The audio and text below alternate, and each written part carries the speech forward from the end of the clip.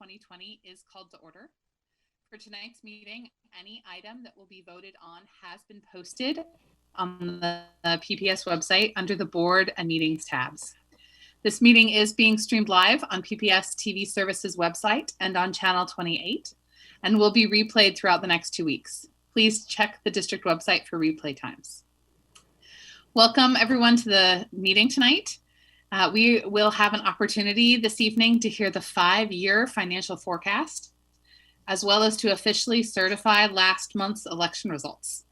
Following our board meeting, we will move to a work session where we will have an opportunity to review feedback received from the November 19th Southeast Guiding Coalition on Enrollment Balancing Open House. But first, we're going to begin with the consent agenda. Board members, if there are any items you would like to pull, we will set those aside for discussion and vote at the end of the meeting. But first, Ms. Bradshaw, are there any changes to the consent agenda?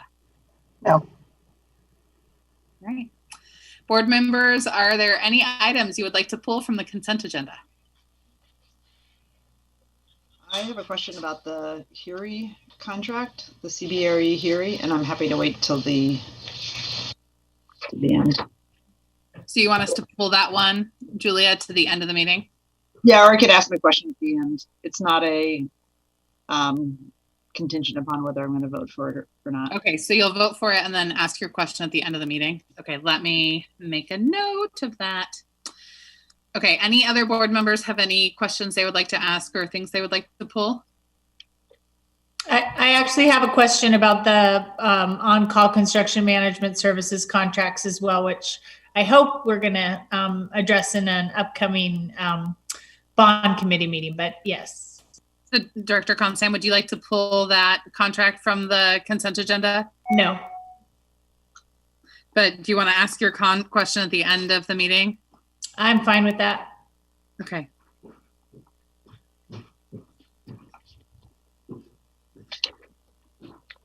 Okay, I'm just making notes so I remember to ask you about your questions at the end of the meeting. All right, do I have a motion and second to adopt the consent agenda? So moved. Second. All right, Director Brim Edwards moves and Director Scott seconds the adoption of the consent agenda.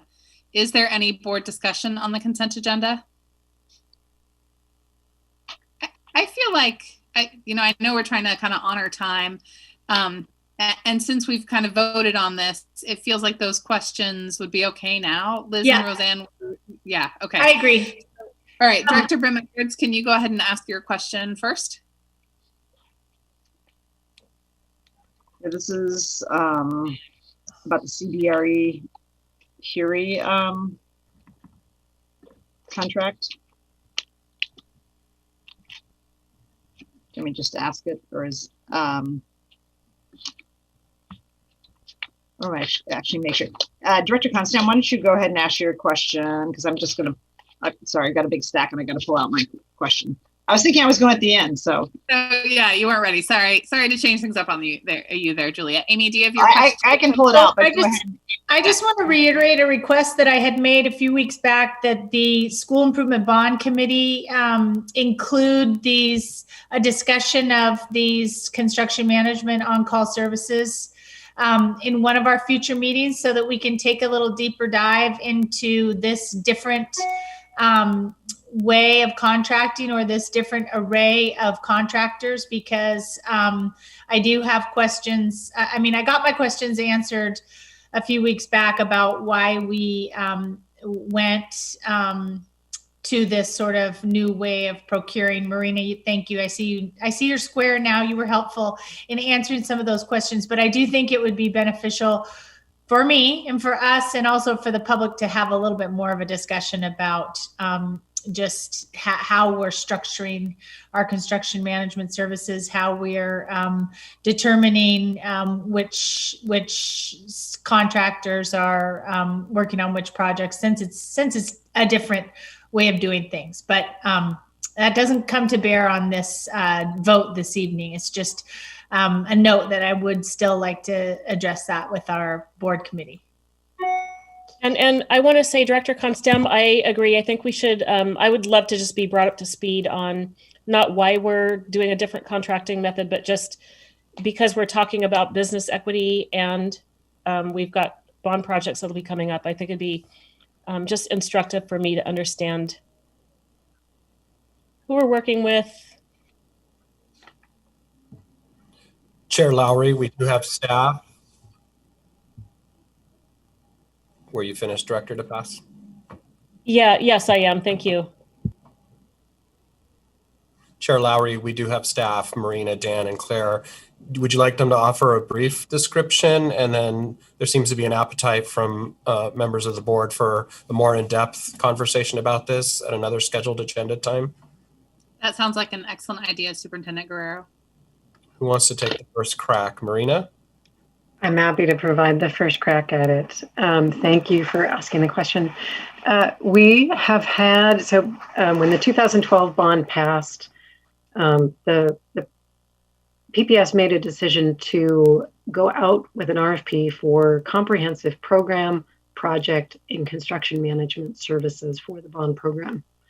At the time, that made a lot of sense. We were putting a program together that we didn't have previously, and bringing in consulting services, substantial consulting services to put that program together and to provide construction management services in particular made a lot of sense.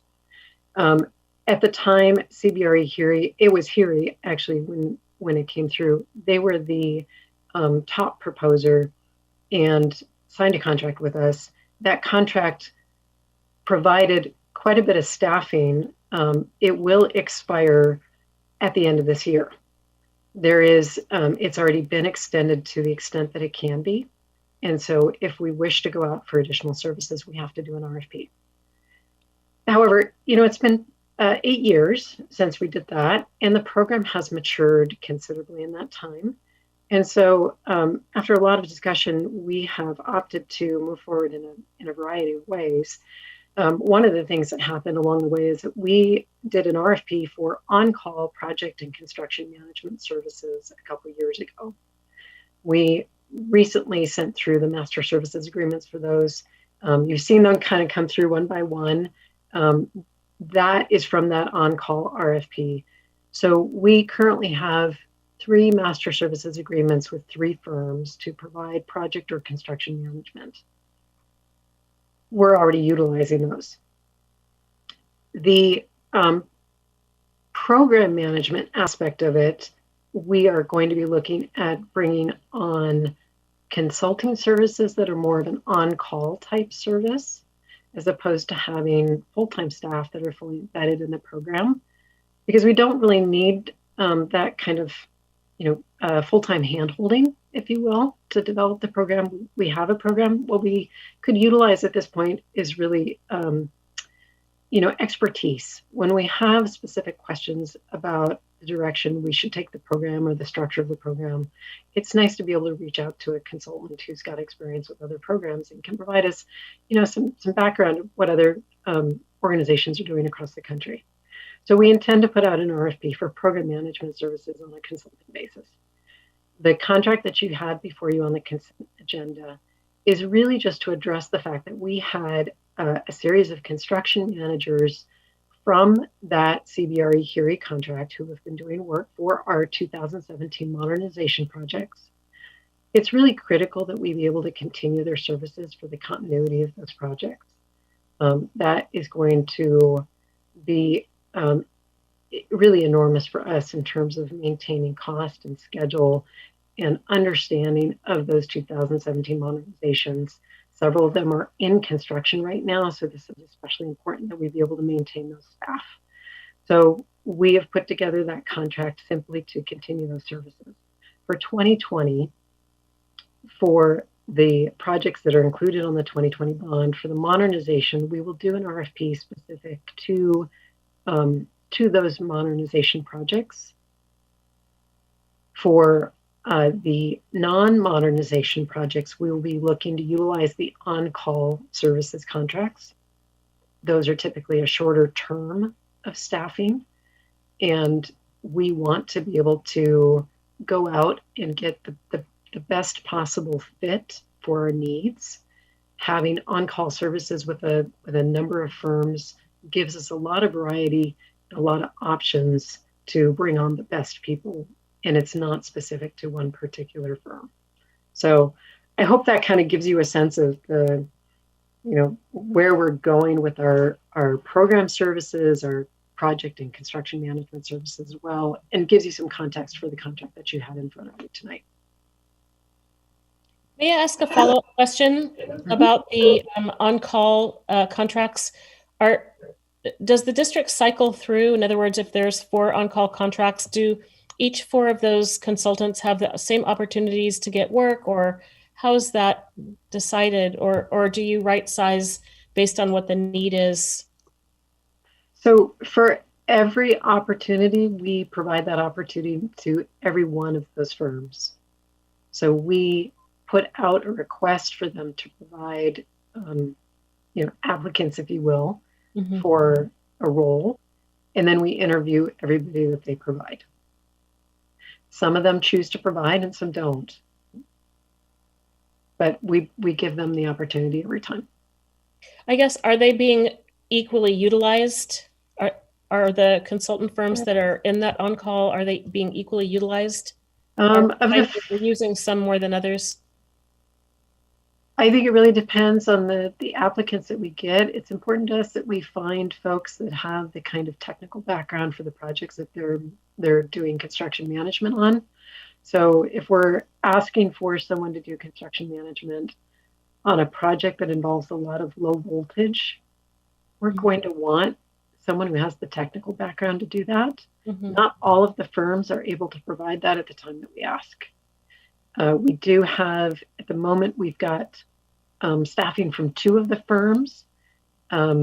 One of the 4 that was selected through the RFP has not responded to any of our requests so far. We continue to reach out, but we haven't seen any response.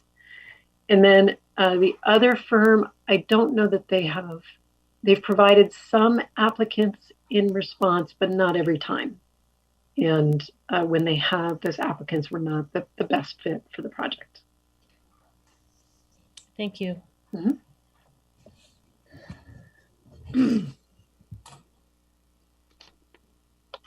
So it sounds like Superintendent Guerrero, your suggestion is that we continue to answer this question robustly at another time, and be attentive to this work through our bond improvement committee, and also through our through the great work that Marina and Dan are doing. Is that what you're kind of suggesting?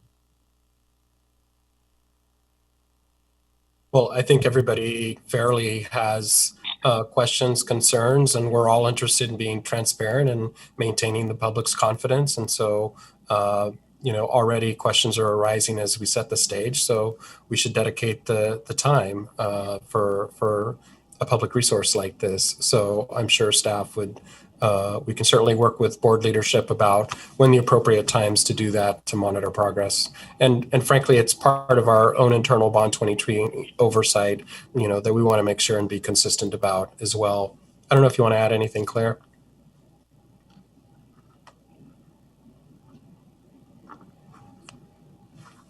Internally, She's frozen.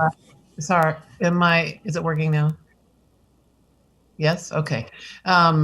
Internally, as a team, we have pulled together, especially around the whole bond program, and really looking at our racial equity and social justice lens as we're implementing the oversight for this program. So in our procurement area and our OSM operations, and myself, leaders are coming together, and we're meeting on a monthly basis, and really looking to set a charge for ourselves of how do we become known as a PPS district as a champion for having our minority contractors in the forefront, feeling fully supported, and how do we increase the participation. We have some lots of different tactical ways that we're doing it, but we're setting it as a strand of a priority of work for us as a team. And so you'll be hearing more from us about that. Certainly work is already underway, but we want to even highlight it more and become known for the employer, the owner, the the entity that is driving our racial equity, social justice lens through our procurement in our bond program. So I have some specific questions. My questions were specific to this contract. So and since we have the lineup that probably would answer them, should I just go ahead? Yeah, that's good. Go ahead. Great. So I would be interested in knowing for CBRE HERE, this is for the 2017 bond. Is this a new contract, or it doesn't appear to be an amendment? So it looks like it's a whole new contract. Is that correct? That's correct. It's a new contract under the new contract for an extension of services that were formerly procured under a previous RFP. And thank you. For the 2017 bond, what's the total amount of, do we have, this is for 5 million through June 30, 2025. What's the total amount that we have that CBRE and HERE have had in terms of contracts for the 2017 bond? I don't have that number at my fingertips. I can certainly get that for you. Because they've had a number of other ones. Yeah, I'd be interested in that. And then my second sort of line of questioning relates to something that Deputy Superintendent Hertz mentioned around racial equity. And I'm just looking through this particular contract has a number of project leads that we're paying. And I know they're, just because I know some of the individuals, that there is some diversity, but do we have specific requirements for CBRE HERE? Not for the subs, but for this particular contract? Because this particular contract is intended to extend services for the construction managers that are currently on those projects, we will not be bringing on new construction managers under this contract. It is only for the people that are already there. So maybe clarification, I guess, is there already diversity, or so I understand, like, we're not switching, but did we have base requirements built into the initial contracts? And Dan can probably answer that better than I can, but I don't believe we had base requirements built into the how do I say, the staff that they offer. I will say that we have been pretty clear in our expectations as they bring forward new staff under the on-call contracts in particular, that they provide us with a diverse range of candidates. And we have definitely been seeing their response to that. And we have been bringing on more diverse candidates through those on-call contracts as well. Great, thank you. I just for whatever our future discussion is, I'd like to have that be incorporated into how we do that more formally. Mm-hmm. And thank you for the answer. I appreciate that. I would like to forward looking how we might structure that foundationally. Just it's a lot of money overall, the bond programs, and how can we further our equity agenda in sort of all of our contracts. And I would agree. We've been talking about how we can improve our diversity within our own workforce. And when I say our own workforce, in my mind, that includes not just the PPS employees, but also those that we bring on as contracted full-time employees. So I think it's definitely a valuable discussion for us to continue to have. We're certainly having that internally. As Deputy Superintendent Hertz noted, we're going through and sort of looking at all of the potential opportunities we have to improve in those areas, whether it's our procurement of design services or construction contractors, or it's internally within our own workforce. So we definitely want to have that conversation moving forward as well. Thank you. Mm-hmm. All right, Director Constam and Director Brim-Edwards, do you feel like your questions have been answered and we're ready to move on? Yep, looking forward to the future discussion too. Yeah, by move on, I mean from this moment. I think this is a larger and broader conversation, as our superintendent has illuminated, and I know our staff will be anxious to continue talking about how we do this well. And I love Claire's vision of being a preferred employer for our business partners, especially those that are owned by people of color and women. So we'll continue this conversation. All right, I believe, is there any further discussion on the consent agenda? I believe we are ready then to vote. Ms. Braja, actually, is there any public comment on the consent agenda? No. Okay, great. The board will now vote on resolution 6211 through 6212, which is 2. All in favor, please indicate by saying yes. Yes? Yes. Yes. All opposed, please indicate by saying no. Are there any abstentions? The consent agenda is approved by a vote of 7-0, with Student Representative Shu voting Yes. Thank you, Nathaniel. All right, we turn now to student and public comment. Before we begin, I would like to review our current guidelines for comment. We, the board, really thank you for taking the time to attend this meeting and to provide your comments. Public input informs our work, and we look forward to hearing your thoughts, reflections, and concerns. And our responsibility that we take as a board is to actively listen to you. Now, our board office may follow up on board-related issues raised during public testimony. And we do request that complaints about an individual employee be directed to the superintendent's office as a personnel matter rather than be part of public comment. If you have additional materials or items you would like to provide to the board or superintendent, we ask that you email them to publiccomment@pps.net. Again, that's public comment, all one word, @pps.net. Please make sure that when you begin your public comment tonight that you clearly state your name and spell your last name for the record. You will have 3 minutes to speak, and you will hear a sound after the 3 minutes, which means it is time to conclude your comments. Ms. Bradshaw, who do we have signed up for student or public comment tonight?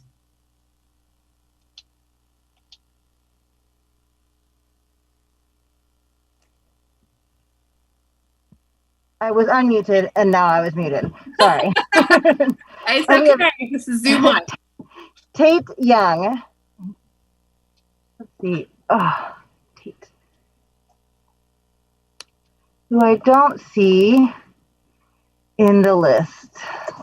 Okay. Jessica Young. I wonder if Jessica Young's it. I'm going to invite Jessica And we'll and see. see if that's the correct person. Come over. There we go. Is that Tate Young?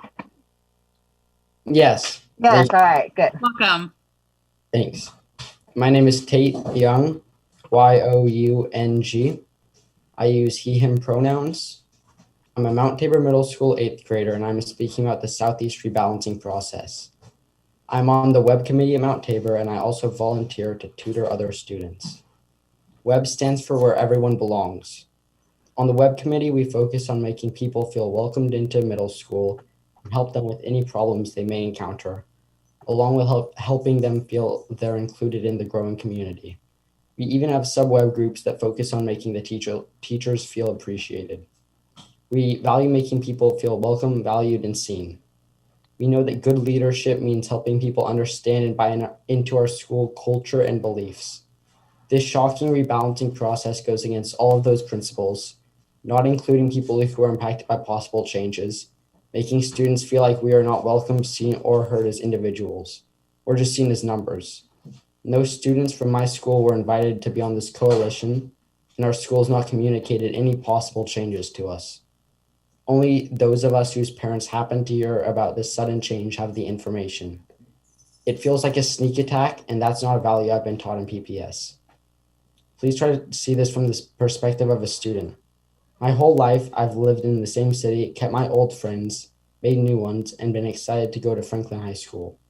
I've attended Franklin events, played Franklin sports, and more. I have an older sister who goes to Franklin, a little brother who is a 6th grader and has planned on going to Franklin his whole life too. And I have even looked forward to reuniting with my former foster brother at Franklin. When these big changes happen, there are real people that are impacted, not just your numbers on a sheet. I understand that a project like this must not be easy to organize, but I know the coalition can do better by listening to and working with students. Please listen to us, help us understand, and show us that you care. Thank you.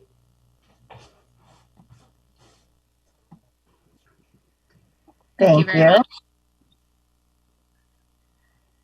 We have Con Pham. Pham, I see you and moving you over.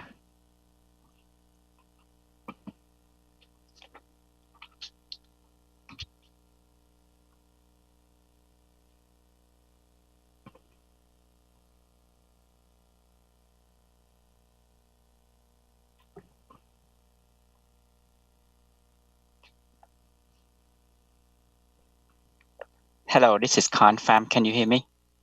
Yes, thank you. Hi, my name is Con Pham. Last name is Papa Hotel Adam Mike. Pronounced is he, him. I'm a parent of Woodstock and Hosford children. Tonight, I would like to bring up 3 things to tonight's meetings. About another Vietnamese dual language program. There are many Vietnamese in Southeast Poland, but there are not many options for our kids to enroll in Vietnamese beside the Mandarin in the Southeast. When we apply for our kids, there wasn't a program in Northeast Poland location. However, it's just like far away for us, and it's not an option for us because we have to work and pick up and drop off the kids. It will be a difficult challenge for us. If there had been a Vietnamese DLI in the Southeast, we would love to apply as a primary choice for our children. And it's also a safe location that we don't have to face busy streets. The second issues I want to bring up is we would like to have a Vietnamese representative in the coalition.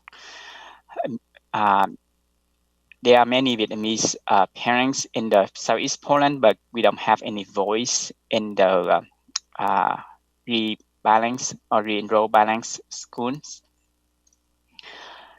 And the last open house meeting that the BPS provide a breakout session for Vietnamese speaking parents. I found that very helpful because that we can communicate our concerns back to the staff and attach back to the board in the future.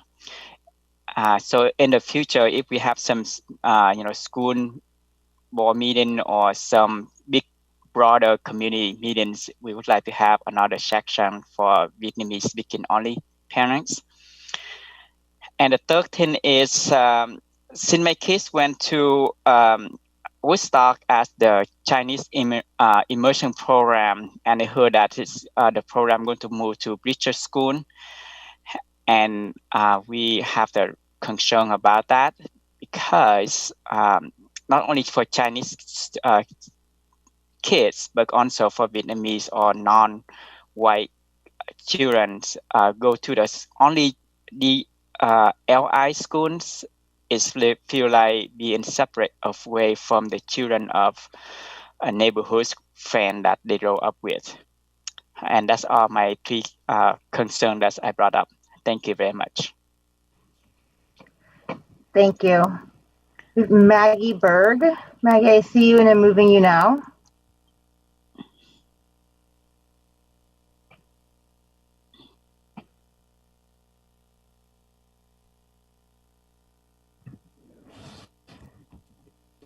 Maggie, I want to be wherever it is you are. It's only in my dream, I wish. My name is Maggie Berg, B-E-R-G. I use she, her, hers pronoun. Good evening, superintendent and directors. My name is Maggie Berg. I'm a Chinese immigrant parent of 2 Mandarin immersion program students at Woodstock Elementary, as well as I'm one of the co-chairs for Shuren of Portland. I don't know if there are many here that are native Portlanders and have seen what Portland Chinatown used to be. It used to be very vibrant and lively. Now it only exists with one last standing restaurant and an empty gate of what it once was. The process of the Southeast Guiding Coalition Committee seemed to be racist and geared towards segregating and displacing people of color and ethnic background. Also with the assumption that many are of lower economical status. PBS seemed to have placed an unacceptable amount of responsibility on minorities. An example of this is with our school. 3 coalition representatives that is assigned to our school, 2 white PPS admin and 1 Chinese parent speaker. For the past few months, I've only seen the Chinese speaker coalition members speaking, making the connections, reaching out to our Chinese, non-Chinese, and neighborhood English scholar communities. Throughout this committee process, when BIPOC minorities speak up about how the process is not geared providing equity for our community, we get shut down by white admins and white community members saying we're too loud, which is causing continued suppression of BIPOC voices. This poses a question that I have. What is too loud? Are we too loud because we raise concerns about a process that's racist and segregating to us? Woodstock Elementary School was originally a Title I school back in 1997 and feared to close due to under-enrollment. PPS at that time decided to place the Mandarin immersion program there to correct the under-enrollment. Now, 22 years later, Woodstock, Hosford, Cleveland, MIP is nationally recognized as one of the most successful Mandarin dual immersion program in the country. This program started as a little Title I school, similar to our sister Mandarin immersion programs at MLK Jr. and Harrison Park. In the past few months since the proposal started, I've spoken with a lot of MIP Chinese, both English MIP and English scholar families at Woodstock. Chinese-speaking families have told us that the coalition surveys are conducted in English and that none of the information coming from the school or district is translated thoughtfully by PPS. Many Chinese families have mentioned it was disrespectfully geared so that they don't know what's going on. Neighborhood non-MIP families have told us they didn't know about the proposal until the day prior to the open house, and no information have gone out from the school or other coalition members representing Woodstock. I myself attended both coalition committee engagement sessions meant for Cantonese and Mandarin speakers, and to have one of the sessions was not the advertised language. Lastly, we're in a pandemic. Our families and children have been through enough this year, trying to juggle the COVID crisis, political climate, distance learning, and now the possibility of not returning to school that they had left back in March due to boundary changes. I remember watching district board meeting on April 2nd, right after the closures, and the recommendation from the board was to focus on children's social emotional state while in pandemic. I don't feel making a change during a pandemic is a choice that is considered of our children's social and emotional state. It seems to be racially charged and cause segregation. I urge you to please connect thoughtfully with our BIPOC and minority communities that are speaking up and listening to their concerns. Please stop steamrolling through them and ignoring our voices to cause more segregation in the community with this proposal. We have already lost our Chinatown in Portland. We don't want to lose more. Thank you. Thank you. Thank you, Maggie. We have Megan Kirsch McMaster.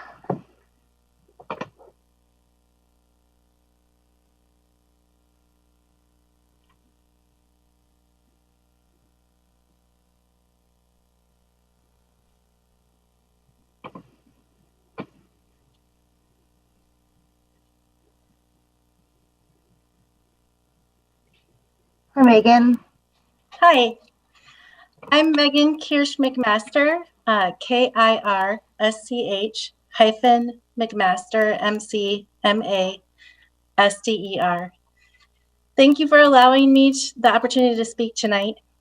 I just want to say first off, I appreciate the careful analysis of data and hard work in general that the Southeast Guiding Coalition has put into the current proposal. I know this is really challenging work. I also understand the proposal is currently just that, a proposal, and I'm hoping you will take my comments into consideration as you form a final plan with the coalition. The biggest thing on my mind right now is equity. I have heard a lot of concerns from our communities of color And as a white woman, I am making it a priority to listen to those voices and uplift them. I hope you do the same. Let's do this right. Let's take the time to listen to the community of color and uplift their voices. Put them in the forefront and not on the back burner. Really listen and use that information to create a final plan. I also encourage you to think about the kids that may never go back to their school in this proposal. My family attends Bridger. Bridger is made up of an English Scholar program, DLI program, and a middle school program. In all, Bridger is home to 550 or so students. Home. The current plan sends English Scholar students away, DLI students away, and middle school students away, leaving 0 students of the 550 students a chance to return home. Is this healthy for students? For students that rely on their school? For students who rely on school for more than just school? Could K-5 stay put for a year to have closure with their community while middle school students go off to middle school? Because we know that in Southeast, the K-8s do need to get their middle school students to a middle school. Could a piece of Bridger stay at Bridger? This is devastating to our tight-knit community, but we also understand change is necessary. I personally welcome change if it is equitable, if the impact and change is shared, if our communities of color are not only heard, but their input is driving the proposal. Change is necessary, but please consider the people inside the buildings. Thanks so much. Thank you.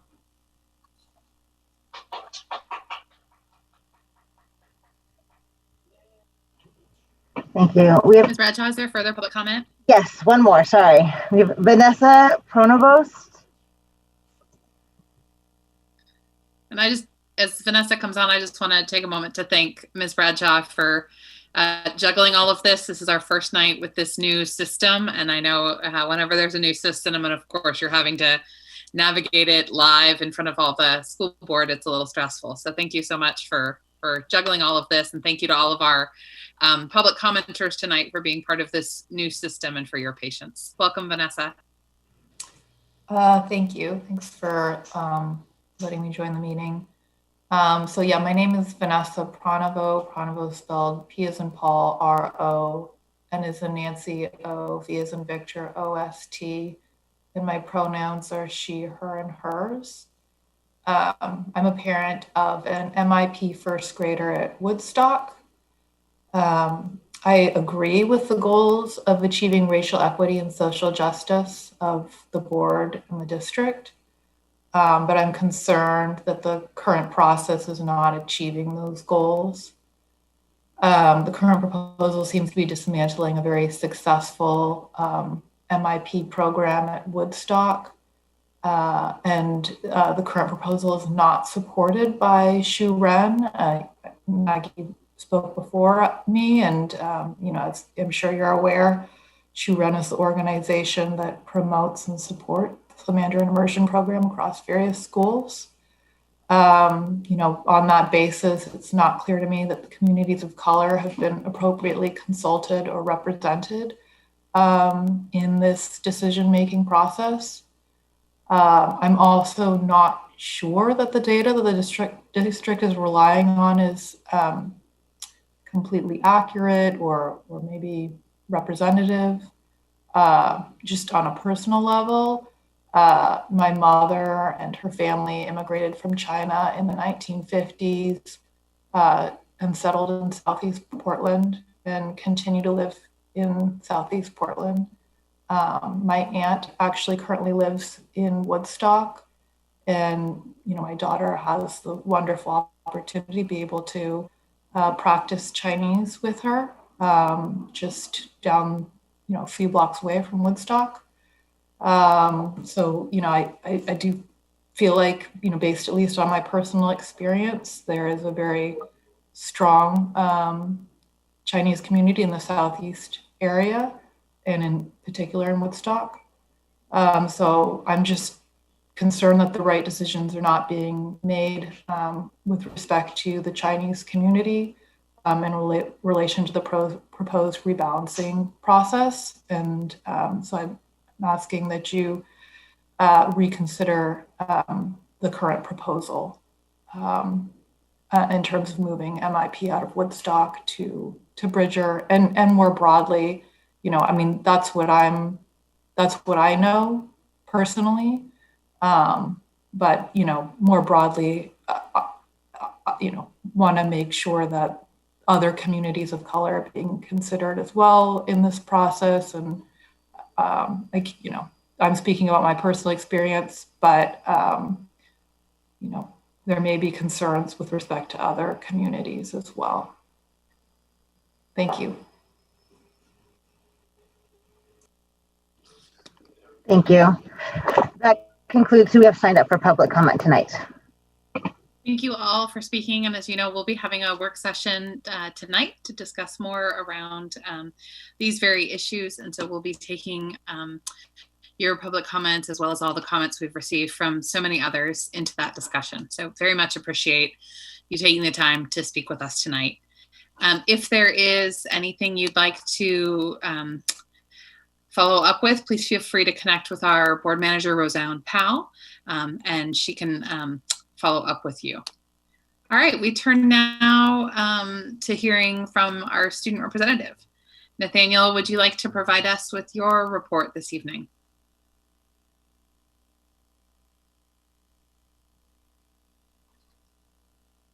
Good, thank you.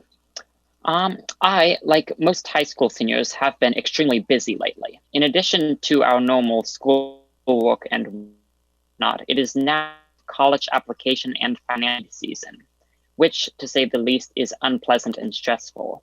On top of that, I'm currently in the process of moving at my dad's house, which has been especially time-consuming in recent days. As a result, tonight's report will not be especially long. I do, however, feel that it is worth noting that as the year has progressed, the DSC has become a more cohesive and robust body. We have also added a number of new members, including Wilson Rep. Kata and Grant Rep. Samantha, both of whom were, I believe, elected by their schools. The word is also that Lincoln has elected Sam Denton as their representative, with whom I look forward to getting in touch. I would like to conclude by acknowledging the passing of one of Jefferson's most esteemed alumni, Edward J. Perkins, who died last month at the age of 92.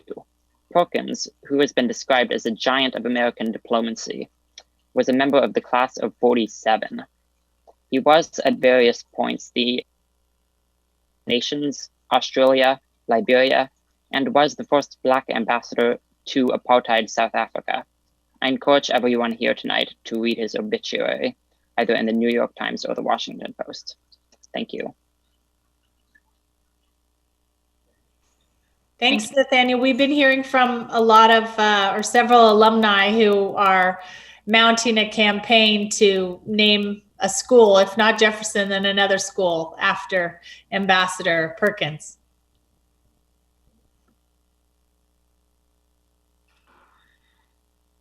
Thank you, Nathaniel. Superintendent Guerrero, would you like to provide your report now? Yes, thank you, Chair Lowry. Good evening, directors. Buenas tardes. And I'll give RAV a chance to put a slide up. But I'm going to start with the subject that continues to be on everyone's mind, primarily as it should be these past 8 months. As you are probably aware, the COVID-19 trajectory over the last several weeks in Oregon and in Multnomah County specifically is the opposite of what's needed to reopen our classrooms to students.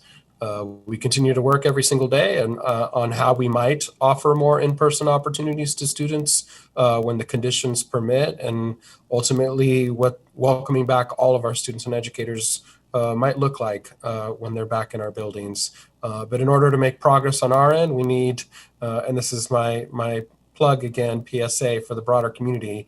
We need the broader community's cooperation to get to those improved conditions. Like many of you, I've been listening to the prospect of multiple vaccines, and that's all encouraging developments. It remains as important as ever to follow public health practices, including wearing masks and keeping socially distant. I know sometimes it's not easy. I understand that many plans and probably family traditions had to be altered this past week. And we're going into the holiday season with this winter break as well. But if reopening schools is important to you and to all of us, the best thing we can do right now is follow those recommendations, those guidelines, and do our part to reduce the spread of this virus. So as for the specific metrics, we've committed to providing you with regular updates for us here locally. So Dr. Russell Brown, our Chief Assistant Performance, will be speaking about what the trend is right now in just a bit. But before I move on to my next topic, we came across this photo courtesy of the Oregon Historical Society. And it's a picture of Benson Poly, 1918, during the past flu pandemic of 1918, which at that time was the deadliest in history, infected 500 million people worldwide. That's a third of the world's population at the time on the planet. Unfortunately, it's estimated anywhere from 20 to 50 million victims, including 675,000 Americans. So it's interesting how history sort of cycles back around. Mask wearing is something we're gonna continue to promote, and hopefully we'll have all of our students back as soon as possible.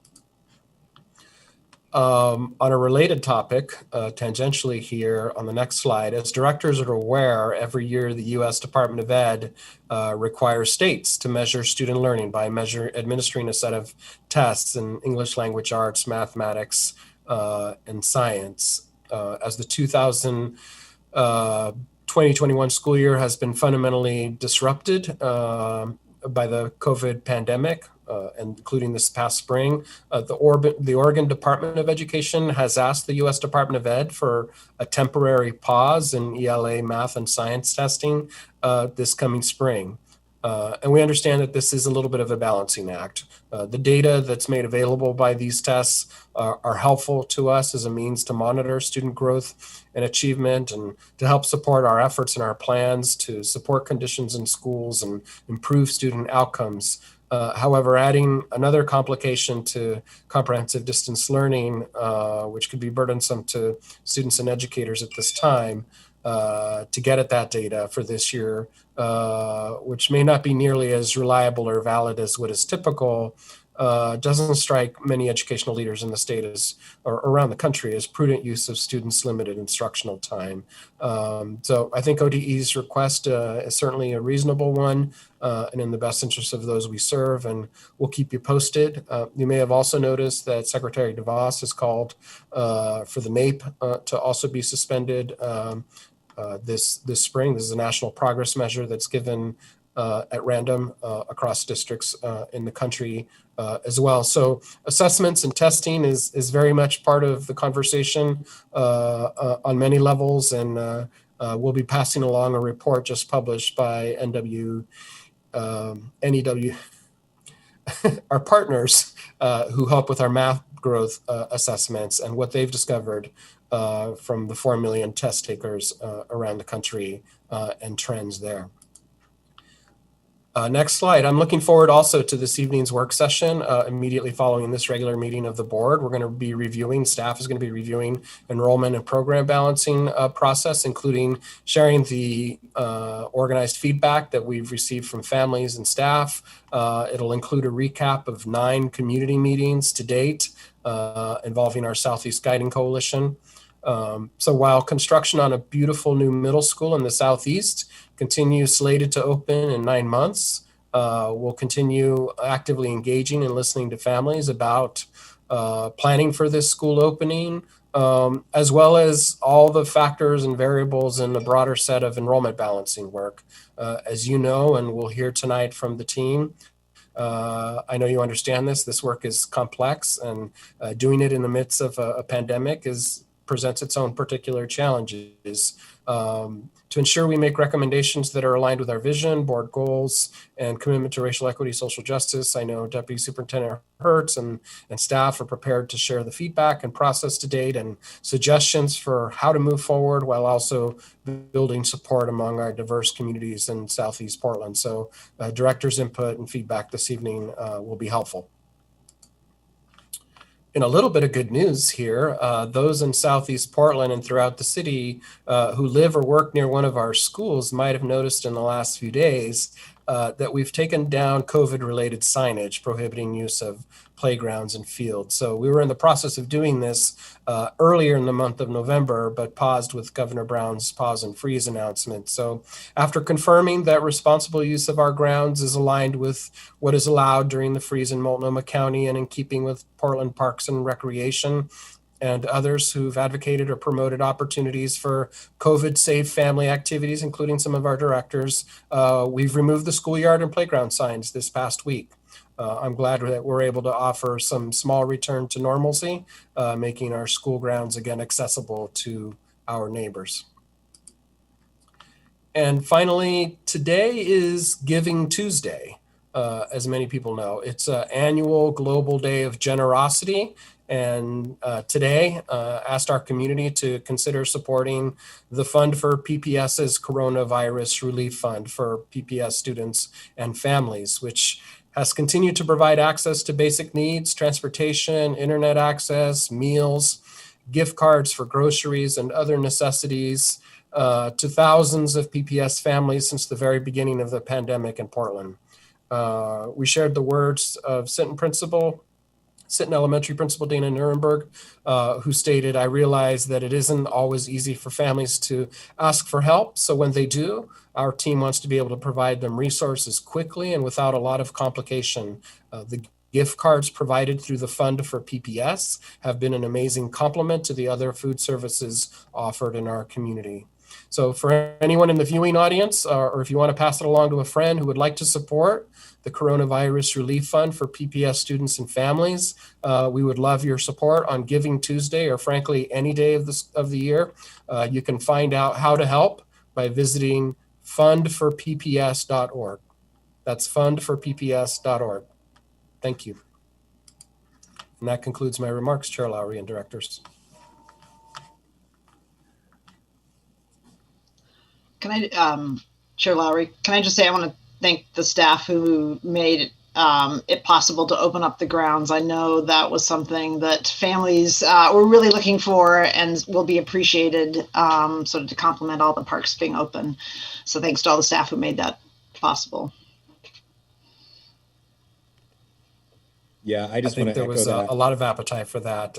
Director Brim Edwards, I think Director Scott's already been, he's already been scouted, I think, running around one of our tracks.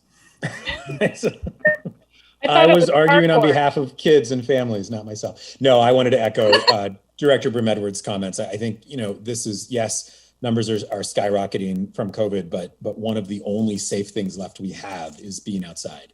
And I really appreciate the district's effort to do that and to do it in a safe way. And I think it is something we want to obviously continue monitoring, but I really appreciate your effort, Superintendent, and the staff for making that happen. I echo those sentiments as someone who had kids who, can only roller skate and tricycle around so many times before kids need to get outside. And so do adults. It also, this is our values around outdoor education. It's great that they're open again. They're accessible to so many people and families. Great work, staff and team. Thanks. Dr. Bailey, I saw that you were unmuted. Did you also have a comment? Yeah, just in terms of vaccine, and as somebody who's a lifelong pessimist, I'm actually feeling some optimism here. Are we advocating for teachers to be a priority in getting vaccinated at the state? And right now, it seems to be a state-by-state process, which strikes me as kind of crazy, and hopefully will get some national coordination there. But anyway, are we advocating at the state level? I see you nodding your head. What I will So share, Director Director Bailey, is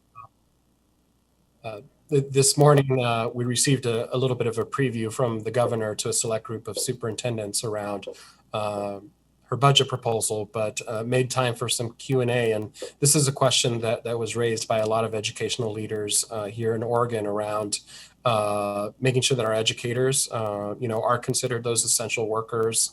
We know them to be. I know that the council has also been an advocate for making sure that educators are in the queue as the panel decides on prioritizing for vaccines. So I think there's quite a movement afoot, and I think an understanding by people that the sooner we can get the adults who work inside our school communities, the quicker we can get our students back.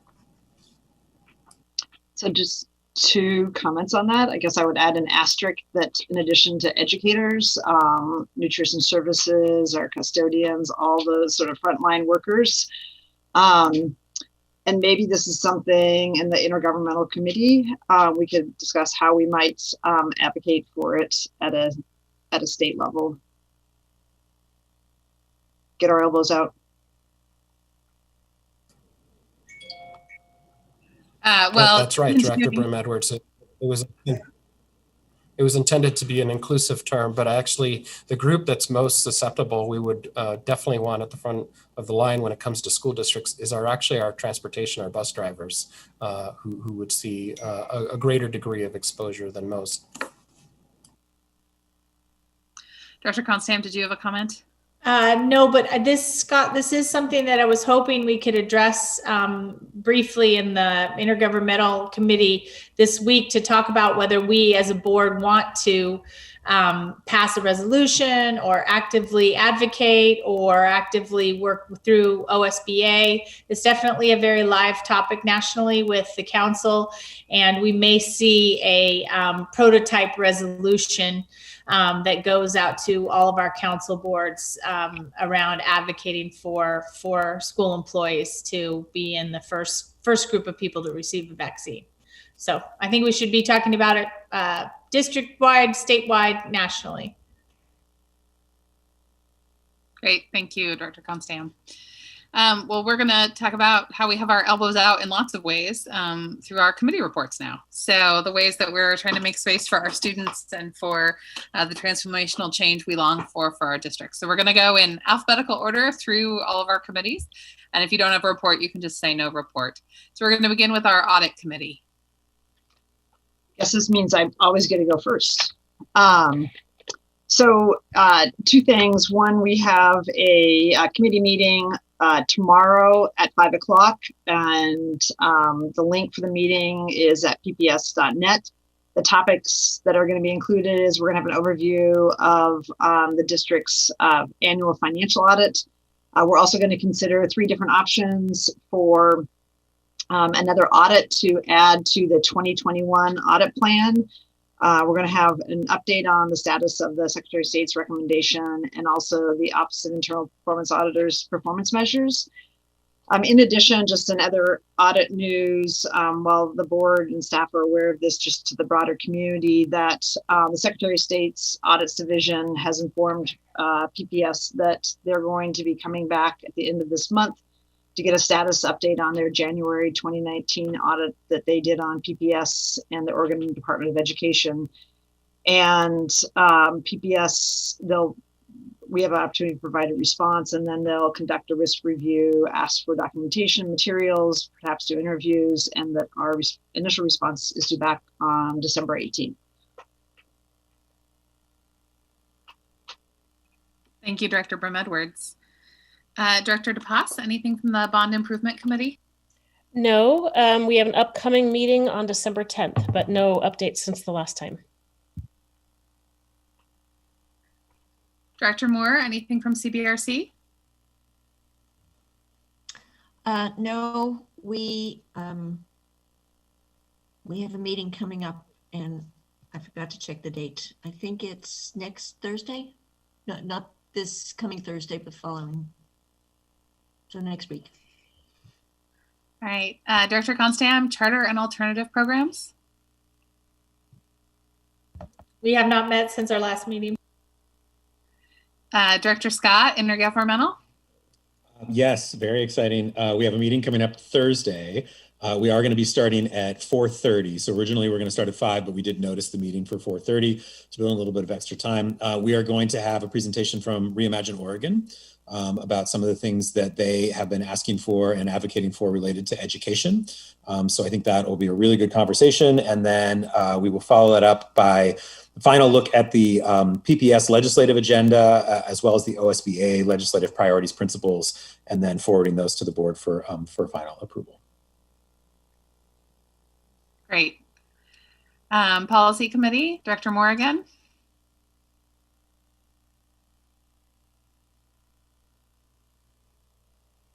You need to unmute, Rita. Sorry. We have a meeting coming up next Monday. We have another very full agenda. We will be talking about the student suicide prevention policy, All Students Belong, which now has a different name, but the working title is All Students Belong. A revision of the Title IX policy, and a preliminary discussion of the climate crisis response policy. So the meeting starts at 4, it goes till 7, and comments are welcome. That's all.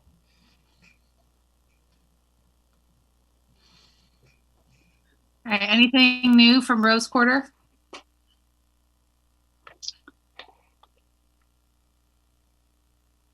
No.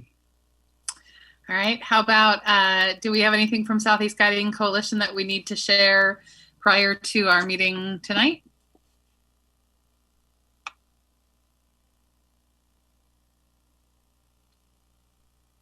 I figure we'll be in up to our elbows tonight, so we. Great. Are there any other committee or conference reports that we need to share at this time? Just briefly, that Council of Great City Schools is still advocating for a federal stimulus package that would include schools. I'd have to check, Guadalupe, you might remember, but I believe the proposal that surfaced today was $82 billion for schools. And there is some hope that that can potentially get done by the end of the year. So we've been seesawing on this for the last 3 or 4 months. There's huge pressure and advocacy to get some relief through to schools. So we'll just keep working on it. Do you remember that number, Superintendent?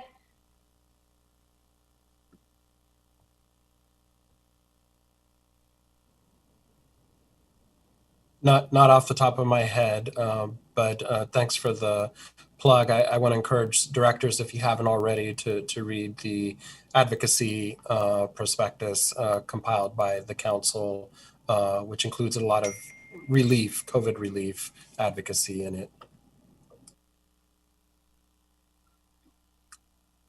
All right, anything else before we move on to our next exciting agenda item with Dr. Brown? All right, Superintendent, would you like to introduce this next agenda item? Well, we have Dr. Russell Brown, who is about all things metrics. Only in this case, we're talking about something very concerning to all of us, and that's the trend of COVID numbers. So I think he likely has some graphs to share with you next. Dr. Brown? Good evening, Board Director, Superintendent Guerrero, members of the public. Pleased to be joining with you this evening, and for what should be a fairly brief talk through. Next slide, please. Not to disappoint, here's the graph. As you'll recall, the last time we got together, I showed a similar graph, and we had the 3 lines there that separated sort of the breakpoints for the type of services that we provide for our students. The last time we were here, we had not crossed that red threshold at 200, which is the breakpoint between that transition area where we could still potentially be looking at hybrid, and instead is fully into comprehensive distance learning. This is a moving target, to say the least. As of last week when this was put together, we were sitting at 468 cases and a 7.5% positivity rate for testing. Next slide, please. So as I mentioned before, we were expecting our case rates to go up. So when we presented on October 18th, we were looking at 140 cases over 2 weeks. This last report was at 468 cases over 2 weeks. The data that came out yesterday went up yet again to 559 cases over the 2 weeks. And I would project, from what I'm seeing, a similar or even higher rate going into next week as well. So unfortunately, we are absolutely trending in the wrong direction. And this is before we'd even talk about the potential impact of Thanksgiving and Thanksgiving travel or Thanksgiving get-togethers. So again, just emphasizing the importance of people diligently following our protocols in terms of wearing face masks, maintaining physical distance from one another, et cetera. Very important. Next slide, please. Our next opportunity to get together will be on December 14th at 6 p.m. We're going to have a virtual panel discussion. The objective here is for folks in the community, our board and members of the community to hear directly from our health advisory panel, to hear from students, to hear from teachers, administrators, our community, and some of our community-based partners around the work that we've been doing and some of the sort of contrasting views about coming back to school and the challenges associated with that. And I think that'll be a real, robust discussion that evening, an opportunity for folks to understand some of the challenges in planning around this and some of the work that's been done to date. And we're certainly looking forward to that. With that's my brief update for the evening, and we'll keep you posted as we move forward with the metrics as we move forward through time. Thank you.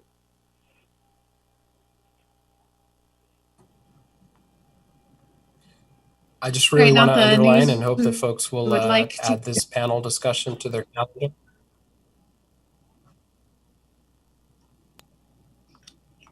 Yeah, I think this panel discussion is going to be excellent, and thank you to our staff for pulling it together. And I know the case numbers are not the direction we would like to hear, and so I'm hopeful that this panel discussion will help us make some have some good information as we move forward into what's next. Sorry, my internet's being a little laggy, I think, tonight. Superintendent, you get to be on tap again for this next agenda item around our financial outlook over the next 5 years. Merely to invite our budget director, Nicole Basson, making an appearance here along with Deputy Superintendent Hertz. They're going to be sharing with you our draft 5-year general fund financial forecast based on the State of Oregon Department of Administrative Services current service level projection for K-12 here in Oregon. Caveat, the governor just put out her projection earlier today, so maybe Deputy Hertz will give you a little bit of a preview of a quick pass at it, but otherwise, I know that they're interested in getting into some of the details of this financial forecast. Nicole and Claire? Good evening. So this will be Nicole Basson's first time presenting to the board. And of course, this afternoon, her router on her Comcast went out. And so she is hotspotting from her telephone into this meeting. So know that we lost her once already in the background with nobody watching, but I'm prepared to back her up. So just know that that's part of living in a pandemic, right? So we're all familiar with that. So with that, I just want to say how proud I am of our finance team and bringing this 5-year forecast forward and really helping us guide our long-term health as our resources are not as strong as we might like them to be during a recession. But with this forecasting, it can help us look at what kind of goals we'd like to set with the board to give us guidance on our fund balance, especially around our operational fund, our general fund. And so with that, I want to just give Nicole a minute to introduce herself, as I don't know that all of you have met her. Hi, I'm Nicole Basson. I am the Director of Budget and Grant Accounting.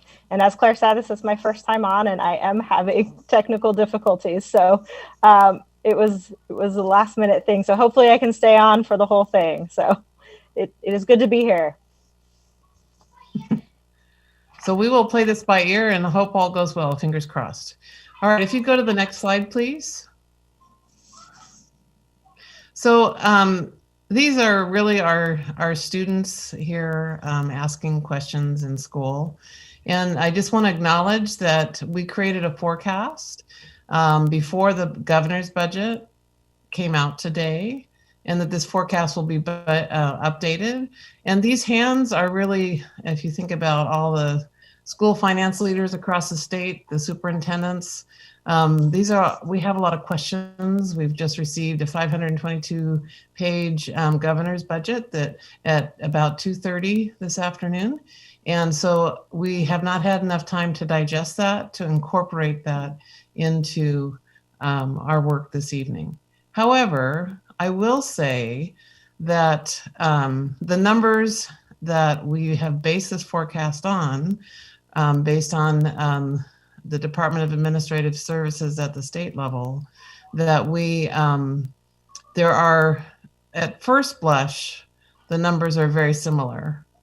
However, we need time to comb through the notes and have time to really read through before we bring back an updated forecast to the board. So on to the next slide. So with this forecast, we have at the state level, it's based on a $9.16 billion state school fund for the biennium for 2021 through 2023. And they are also have an assumption of a 6% PERS savings for the biennium across the state. You'll see later that our savings, because we issued bonds, PERS bonds, and refinanced our PERS debt twice in the past 15 plus years, our savings are not as great because we realized savings over the last 15 years. So when they incorporate an average savings from across the state to all school funding, it creates a shortfall for some districts. And meeting with other large districts across the state, we're not alone. There are multiple districts. I saw a 0.5% increase, 1% increase, 0.5% savings, 1% savings. Now the 6% savings is over 2 years, so that'd be the 3% per year. And so just recognizing when our revenue rolls up by about 4%, and this time you'll see that it's much lower than the 4%. And when we don't realize the PERS savings, that does cause us a problem in our forecasting, meaning that we need to make reductions. So the other concern is at the state level, they've split the state school fund with a 50% in year 1 of the biennium and the other 50% in year 2. Historically, Oregon Department of Education allocates at a 49-51% split. So even though the state has used a 50-50 split, we're using the 49-51. And what that means is when they're rolling up current service level, they actually roll us up at a lower level. It doesn't go as far because they aren't starting at 51%. They're starting at a 50%. So that's a concern that we also bring forward in this forecast. Next slide, please. With this, I'd like to turn it over. I'm hoping that Nicole Basson is still here. I disappeared for a second, but I'm back. So we'll give it a go. So I'm going to run through sort of our high level revenue and expenditure assumptions. There's obviously some smaller ones that are built in here, but we wanted to go with the biggies.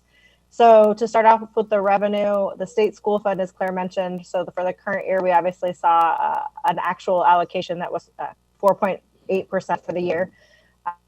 For next year, which worse, 0.8 is what we're going to see over the next, and then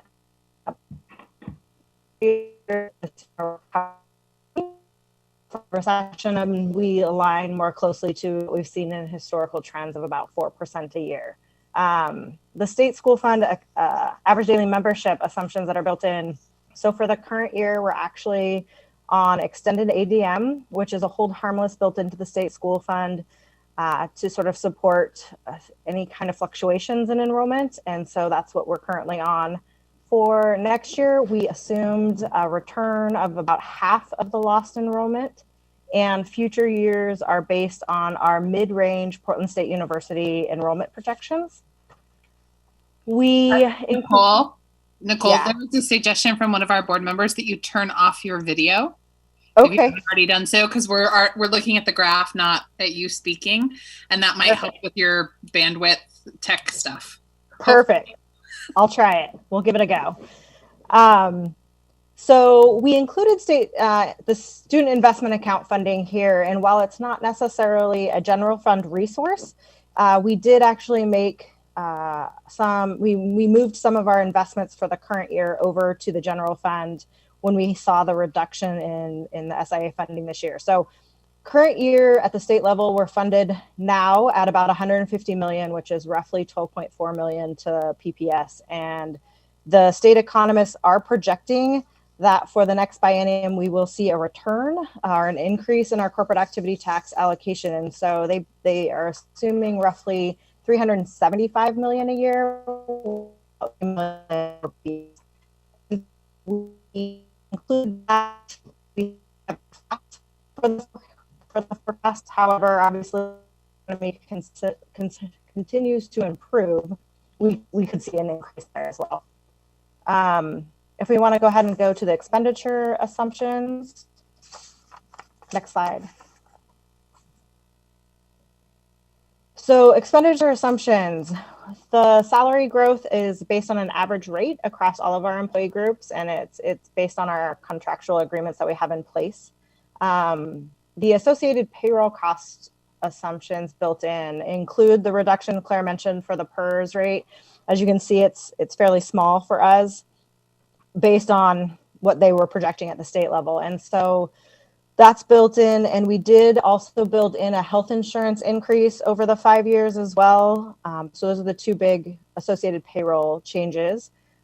Charter schools will see an increase that aligns with our state school fund allocations, and so that is built into there as well.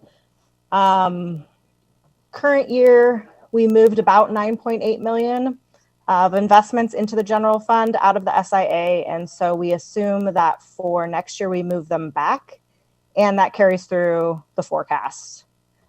And the last line shows what we have available in additional SIA resources based on that projected increase in SIA funds. So, hey, Nicole, this is Andrew. Can you go back to the charter school increase line? Because I see that it drops in 21-22 and 22-23. And I know you said it was tied to something. Can you walk through that again? Yeah, so charter school is a pass-through from our state school fund, or their allocation is based on our state school fund. And so if we see increases in our state school fund, their increase should align with the projected increase in our state school fund resources. So those projections are tied exactly to our resource increases assumptions. Okay, thank you. Yep. And so those are the big pieces. I don't know if anybody has any questions on those before we kind of move on to sort of just the board goal of our fund reserve is kind of what we're going to cover next. So, and maybe this is separate, but if I could get after the meeting, I'd be interested in what those percentages, what they translate into in terms of dollars. And then the sort of non-wage or the non-salary portion of the wage. So the fringe package, what percent increase we're anticipating and what the dollar cost of that is. Because I'm noticing increases across the board that are higher than our state. We see on the revenue page a dip 21 to 23, but this seems fairly consistent across the board. So I'd just be interested in looking at those comparisons. Sure. Thank you. I think Director Moore has a question. Rita, are you there? Yeah, can you hear me?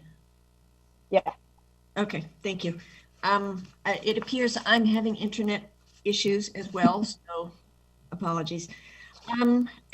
Can we go back to kind of the beginning? I'm looking at the memo that we got, and some of this may be, you may have addressed this in your remarks, but my internet was being weird, so I may have missed stuff. I guess, so under the revenue assumptions, a couple of questions.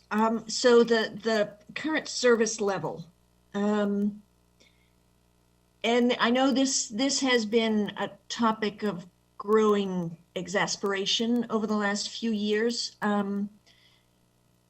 And it sounds to me like what we're faced with is a structural deficit, given the way that the state is defining current service level. So even if we have a relatively stable or even a slightly growing revenue forecast for school districts, we may still be seeing an ever increasing deficit because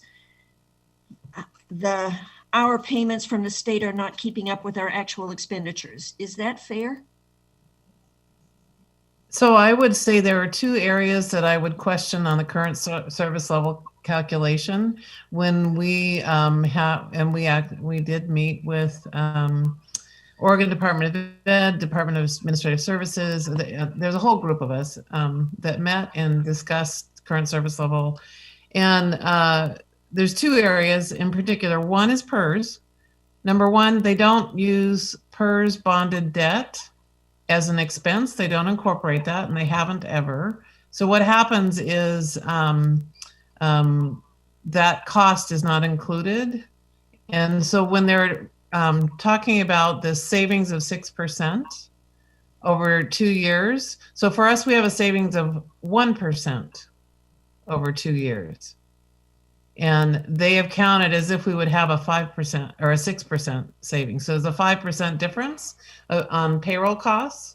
And that causes us to lead towards a shortfall because we're not maintaining our, when they say the average savings is 6% for the biennium, but ours is only 1%, where we have a 5% differential that we have to make up for. Now, I will say that we have saved on PERS over the years, over the 15 plus years. So we have realized savings all along. So I would never say don't do the PERS bonds because it has served us well. However, the current service level calculation is problematic for some districts in the state, especially those that issued bonds, because now they're not realizing the savings that's being counted towards current service level. Does that make sense? Is that, so I guess my question is, how significant is the PERS component? Does it make that much of a difference? So when 80% of our budget is people. Yeah. And so then you're saying for 80% of our budget, so then there's probably, we have, Nicole, in terms of percentage for just salaries, of that 80%, it's probably 55%. Does that sound about right? It does. Yep. So, so when you say 55% of our total budget where we were supposed to have current service level is missing the roll-up costs, that's significant. Okay. All right. Thank you. There is a second issue, and that is the 50-50 split. Right. When they count 50-50 on the prior biennium, then when they roll us up, we actually got paid at 49.51. So they're starting our place lower. Right. So the two combined are problematic. So I think we need to change the talking point on this one, because we always talk about historically it's been 49.51, but if I remember correctly, it hasn't been that way for the last 10 years. I think since the Great Recession, the legislature has been sort of playing this numbers game to make it look like the state school fund is better than it actually is. It's actually a state office. Rather, it's the staff. It's not the legislature, not the elected. Okay. So, well, okay. Okay. If I'm going to be mad at somebody, it's good to know who I should be mad at. So thank you for that. Yes. Okay. Sort of bigger picture. Well, before I get to the bigger picture, let me ask one other question. So I didn't understand, and this is where my internet got funky. It says in the memo, in 2021-22, the assumption is half of the expected enrollment would return to school. This is for the average daily membership. I don't know what that means. Can somebody explain that to me? Nicole, would you like to? Sure.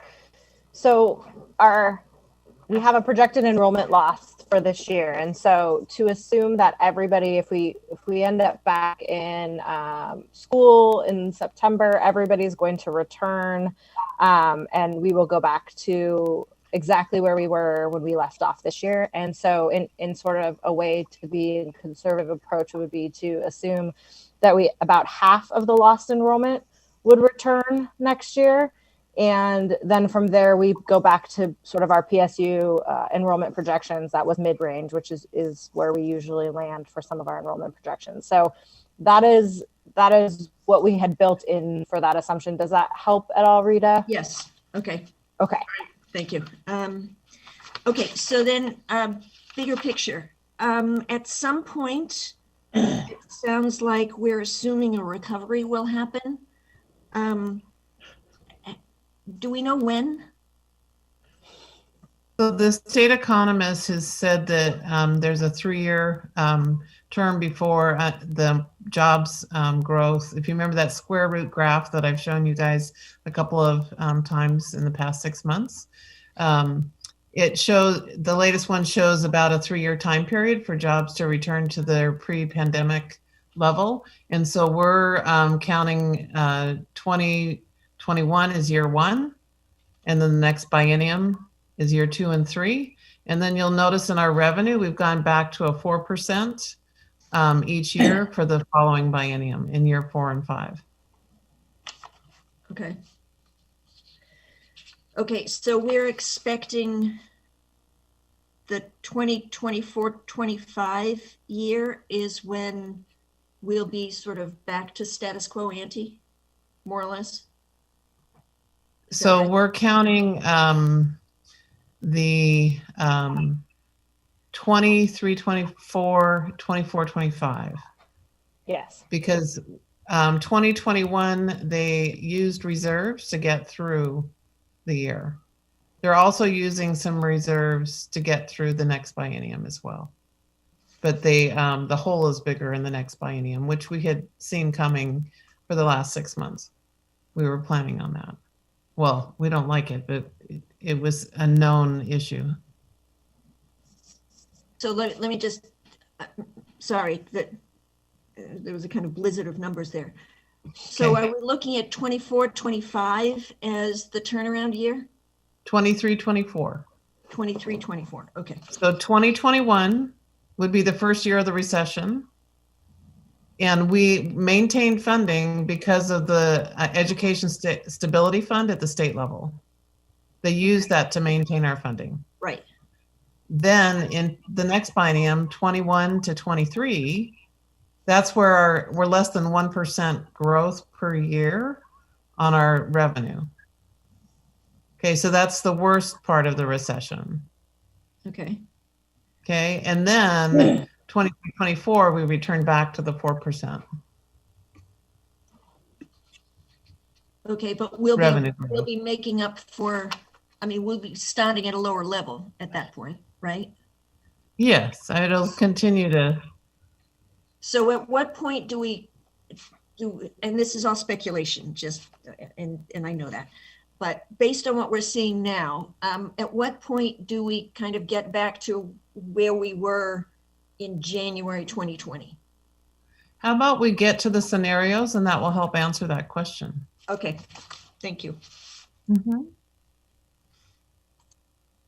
Could I just add a side note on the enrollment question that you raised, Director Moore? There's quite a bit of advocacy on the part of superintendents in the state to hold enrollment numbers harmless for the purposes of budget allocation. This was echoed with the governor today. Every district has seen fluctuations, in most cases, several hundred students for a district our size across the state. To go with the ADM numbers pre-pandemic, knowing that part of our educational recovery will need to rely on those resources to make sure every student's accounted for.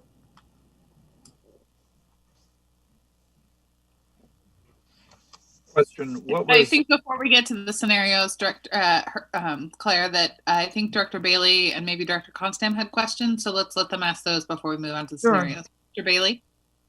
What was ADMW the previous year that's shown on the slide? I don't have it in my head. Was it pretty flat, Nicole? Yeah, so we're on it's 57,582 for the current year, and prior year was I believe about 150 more, like 57,735, something like that. So it was slightly. So even with the drop in enrollment, that wasn't a larger decline? It wasn't, no, and it could have been also because of the hold harmless from the year before. So I'd have to go back and see if we were on extended ADM from the year before as well, which is a possibility. But I think it is important to point out that we are on a slight decline in enrollment projected forward. That we need to take into account in terms of all our planning processes. Pandemic aside. Yeah, exactly. We've known Oregon birth rate. I mean, the birth rates in Oregon and those moving here are less likely to have small children. So we've known that sort of this enrollment drop is coming. I'm waiting for the celebratory boomlet on the way back. And the economist in me has to point out that even if jobs are back to where they were 3 or 4 years prior, because we will have some population growth in that period of a couple of percent, we'd still be a bit behind the 8 ball by that population growth rate. You'll notice that same jobs, but more people. Yeah, go ahead. You'll notice that we're being conservative at 4% when you compare it to the 4.88.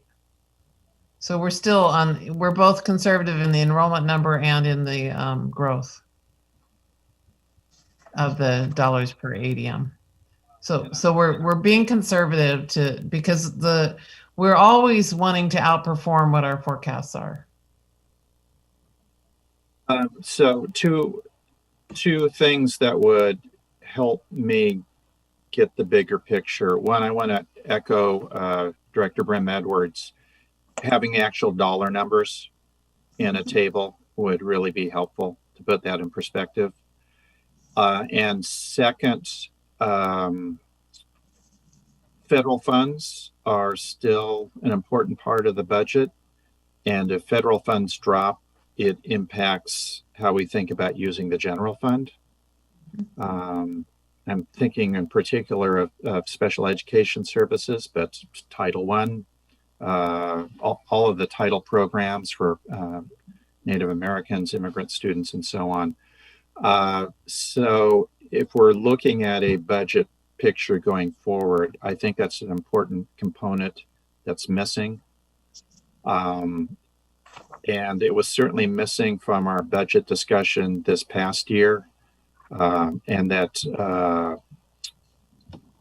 made it really difficult to understand some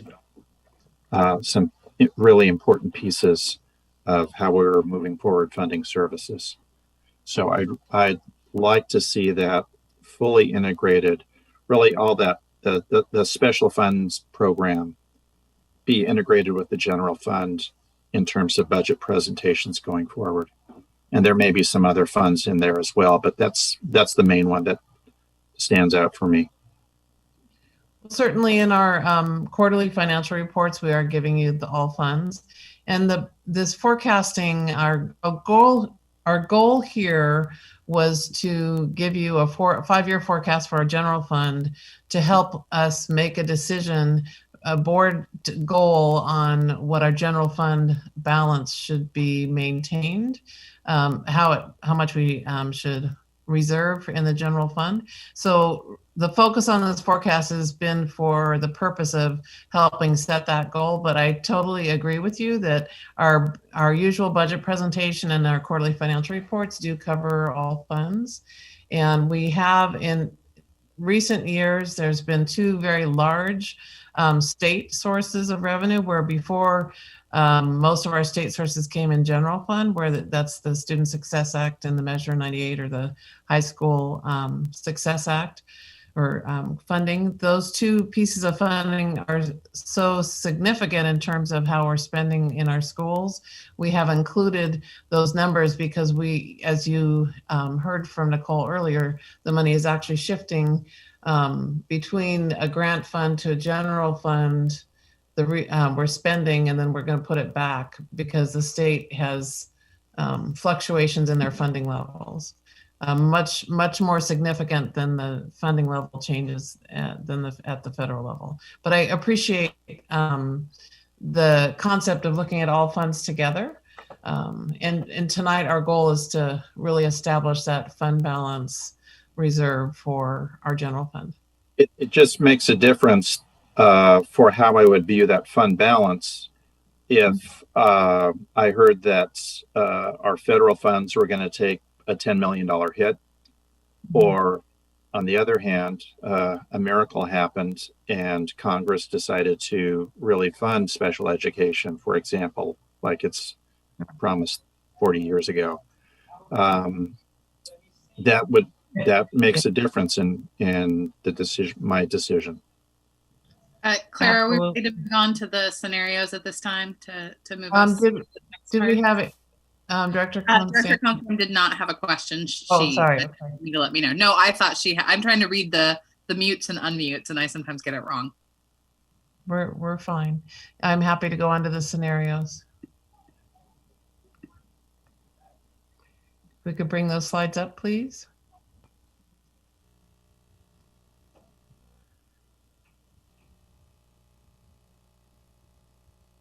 Okay, and Nicole, I think this is your slide. Yeah, if you want to pop back one, Roseanne, that would be great. Yeah, so this is just the board goal for the general fund was to get to reserves by 2025. So with that as our original goal, the plan to achieve that goal. And so this is kind of just to focus the conversation as we start working through and looking at the scenarios in the next few slides. So. Hey, Nicole, this is Andrew. When was that goal established? So that goal was, it used to be in board policy, and recently, it said 10% by 2025. We changed the policy a couple of, I want to say 2 years ago. Yeah, I think so. Yeah, and we maintained that level that because what the goal had been of now it's a 5 to 10% range in policy, but it's not by there's no more date. It's the policy has more flexibility in it, but as you'll see, a strong fund balance helps us get through the recession, and staff have been actually outperforming that. As you look at scenario 1, where you can see, and I can see that I'm missing years on this slide. So this is 2021 is the 9% fund balance. That's what we're projected to end the year this year in our general fund. So our goal was for this year, Nicole, I don't have it in front of me, was it 6%, 7%? 6%. Yeah. 6%. So with our, and remembering that 9% includes our furlough days and the work share program in the spring and summer, as well as our purchasing and hiring freeze last spring. So we really raised our fund balance up by several percent. So if we were in this scenario, we have, these are all in thousands, right? So when you see 63, that's million, when you add the thousands, right?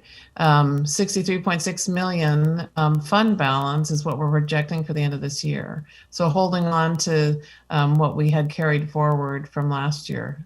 And we're able to realize that because there are we're having some savings in substitutes, we're having some savings in transportation, and at the same time we're having increased costs. We're having to move a lot of furniture around to get ready for hybrid. We're cleaning supplies, masks, there's a hand sanitizer, all those things, their costs have gone up, but at the same time, there's been some offsetting. So we're continuing to watch that closely, and we're tracking with a project code on our COVID expenses. So we really know how much we're spending there. And so we've been able to keep a good eye on that. And we have a approval system with executive leadership meeting to approve before large COVID expenses are being made. But I can tell you that we're spending what we need to spend to make our schools safe and healthy for our staff and students to return. So with this scenario shows a 1% fund balance per year. So if we were to spend down 1%, going from 9% at 2021 down to 4%, and is that 25, 26, Nicole? I don't know. Yes. Okay, I just want to make sure I got that right. Yeah. And then if you'd see we'd go from a $63 million fund balance to a $30 million fund balance. And you can see that we would have to make reductions. If you look at the shortfall and the reductions needed, that's in general fund. So we'd need a 19 million in the first year, and it would continue. In this second year, it would be 6 million. So that's a lot of fluctuation, and then going back up to 12 and then 13 and 17 each year. In the millions again. We would be able to move some of our general fund expense permanently over into the SIA funds to return it back. That's where we originally planned to spend it, but then received more general fund this year and less SIA. That's turning around for next year. So when we're able to utilize that and move those investments back, then the shortfall goes down to 12 million. And then the second year, there would not be a shortfall. And then it goes to 5, 6, and 10 in the future. So that would be an example of using 1% fund balance per year, what would happen. So let's go on. Can I make sure I understand this slide before we move? You bet. Okay, so if we kept it at 9%, then what we're looking at projected next year is a $28 million deficit. Minus 7 would be, because that's roughly 9 million that we're looking at reducing that fund balance. So our revised shortfall would be 21 million if we kept the fund balance at 9%. Is that correct? That's about right, yes. Okay, and all the way across. So we're looking a sort of total deficit over the next 5 years of roughly, I'm looking at 33 million, summing up the bottom line. Yes. And another 33 million, the top line. So a total 66 million. If you were maintaining 9 million, is that what you're saying? 9%. 9%? Yes. Okay. So yes. And let's go on to another scenario and then we'll see how it can impact it. Okay. Sorry, before you go on, can I ask a question? And it's a question that's going to apply to all the scenarios. Okay. So I just read the Oregonian article on Governor Brown's budget proposal, which basically has just the headline number. So what she's proposing for next year in the state school fund is 9.1 billion, which is almost level with what we got this year. Correct. So, so why are we talking budget deficit? Why are we talking shortfalls? We have contractual obligations to our employees on cost of living adjustments and step increases, healthcare insurance increases. I think you saw a list of property and liability insurance, utilities. Our costs don't remain flat each year. Okay. So if the revenue stays flat and the expenditures go up, then we create a shortfall. Okay, which then compounds the fact that the current service level funding isn't actually current service level. That's correct. That's what you're seeing here. Okay, thank you. Okay. So this is the second scenario, and this is if we were to grow the fund balance per the goal. In the first year, we'd only have to maintain 7%. So our reductions would go down to 5 million. So we'd be using 2% if we just stayed on track with the goal.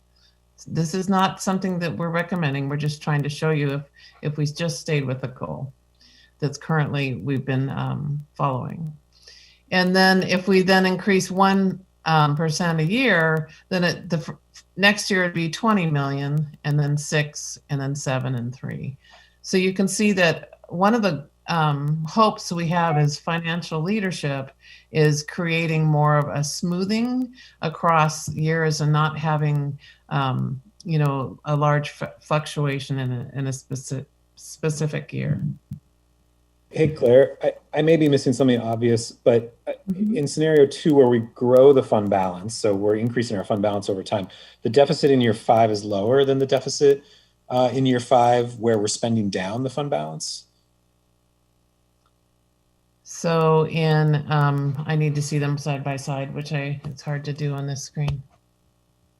Alternatively, if you add up the bottom and the top, like I did on scenario 1, it doesn't square.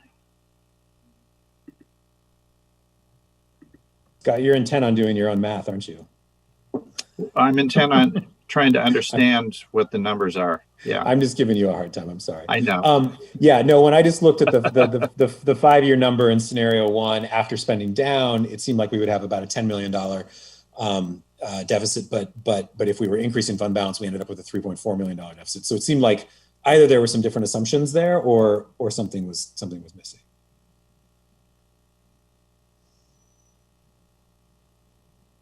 So I'm trying to get them side by side so I can answer your question.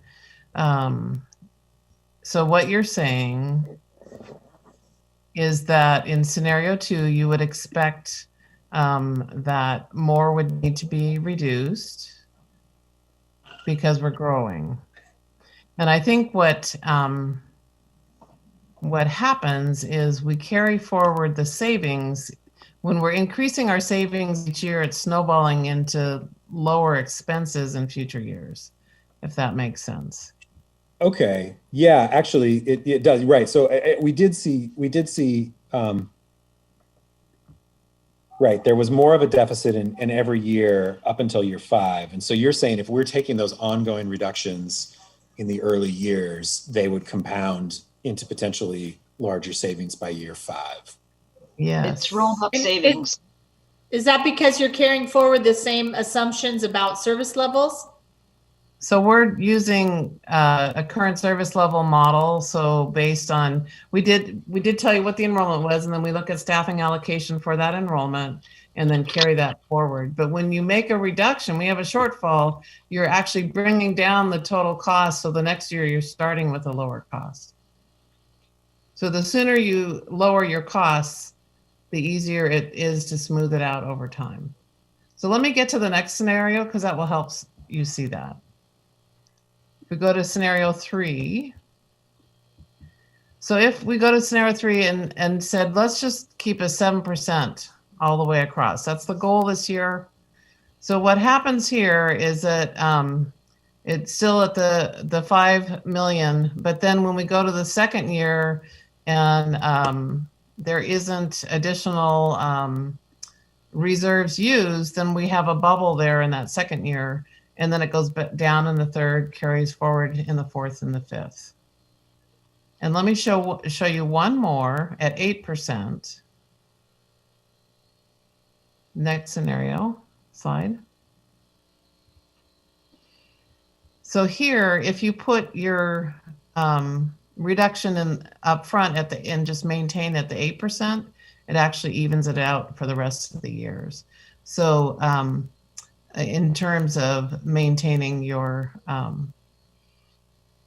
in terms of keeping it smooth over time and not creating a bubble of a reduction in one year over another.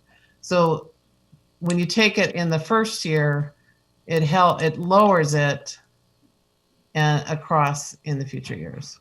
So I think you're making a really important point that maybe was the whole goal here, and I'm just slow in catching up, so apologies for that. But you know, yeah, I mean, your bottom line here is that the sooner we take the reductions, the better off we are. I will tell you that yeah, I mean, one of the ways that we often talked about that, you know, at the City of Portland was in ongoing versus one-time revenues, and really talking about if you take one-time cuts, right? So those, you know, materials and services cuts that are unsustainable, or, you know, furlough type savings, those types of things, they help you in 1 year, but they don't help you in the long run. If you take the ongoing cuts, which is actually, you know, ongoing salary reductions or cutting programs off, making those expenditures, they help you and it compounds over time. And so that, I think, yeah, it's an important thing as we keep in mind as we go into this budget process. And that is definitely the assumption we've made, is that we're making reductions that carry through the 5 years. We're not using one-time only money. The one-time only money is using the fund balance, right? And then that's when you create bubbles in your reductions, because you can't use it again in the second year.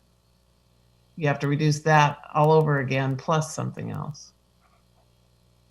Okay, can I make another stab at this?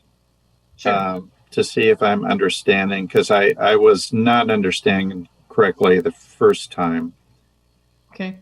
Okay, so in this slide, if we do it this way, in next year, we will have $12 million below the equivalent of our current service level. Correct. The year after that will only be 6 million short of our current service level. Correct. Would that actually mean that we'd be doing potentially some hiring or what's? Well, no, it doesn't. It mean we still, each year we'd have to make a reduction, because right now our revenue is not growing as fast as our expenses. So what we're suggesting is, by maintaining the higher fund balance early on, it actually lowers the your service level. It lowers your expenditures. Fewer employees hired in year 1 actually makes it easier to get through year 5. And so really, to be in all honesty, by the time we're talking about hundreds of millions of dollars, 10 million over 5 years with a lot of variables is our best estimate, right? And so just understand that each year we'll be updating these as we continue to have, the each year's information and also how the recession and recovery are going and what we're hearing from the state level. So we'll continue to refine these projections each fall. We'll want to do that for the fall to create what are we doing for fund balance in the next year. And so one thing that was in the report that we didn't mention is our current reserves. If we just didn't make any reductions, they would go down to 0% after a couple of years. We'd only make it through 2 years. And then we would have no fund balance. And the reason we don't do that is because our fund balance is a sign of good, solid financial health. And for instance, we just had bond rating calls. I just got a report from S&P today that says that they're affirming our rate with a positive note. And so that is something that is really important for the interest rates on our debt when we're issuing bonds to rebuild our schools. So we're really interested in maintaining a fund balance, because it's not only just how do we get through general fund, it's exactly what you were talking about earlier, Director Bailey, and that is the need to look at all funds and the impact it has. So when we spend down in general fund, it actually has an impact on our credit rating, and it has an impact on what interest rates we pay on our debt. Okay, so I still do not understand these scenarios, and I'm a numbers guy. Yeah. So I don't understand if whether at the end of year 5 we're ending up cutting 12 million the first year, another 6 million off, and let's put this in terms of teachers, with a teacher salary at 100,000. Just to help, and this is very crude, but the first year we'd be cutting 12 million. That's the equivalent of 120 teachers. Yes. Does the second year mean if we're cutting 6 million, we're cutting another 60 teachers? Yes. Mm-hmm. And then the next year, another almost 60. Mm-hmm. So those are cumulative numbers of 18, 23, 30, 40 million total cuts. Is that correct? That's correct. So I don't see how in scenario 1, when I totaled that up and got 33, and the projected fund balance, help me with my math, also went down 33 for a 66 million total hit. This is 3 million up top, and what am I doing wrong with my math here? And only 40 million down below. So are you comparing scenario 1 and scenario 4?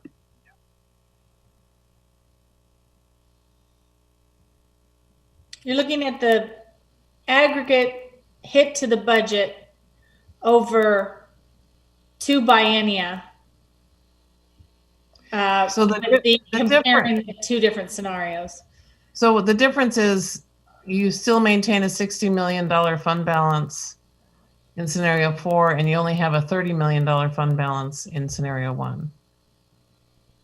Right. So that would lead me to think that that total cumulative deficit would be 30 million better in scenario 1 than scenario 4. Bailey, Director Bailey, this is Ailey. What it sounds to me like you're saying is that, so we had 63 million in our fund at the beginning of year 1, and then we'd have 30 at the end of year 5. And we also would have, 40 million in cuts. But then in scenario 1, we have 33 million that we lose in our fund, and then we have 33 million in cuts. So that'd be a total of 63. But here we have a $43 million loss in scenario 4, because we lose 3 million from the fund, and then we lose 40 million in the shortfall. Is that correct? Yeah. So where's my math? Where is that reasoning incorrect? Help me out. So that in scenario 1, we'd be spending 33 plus, we'd end up spending 66 million, where in this scenario 4, we'd only be spending 43 million.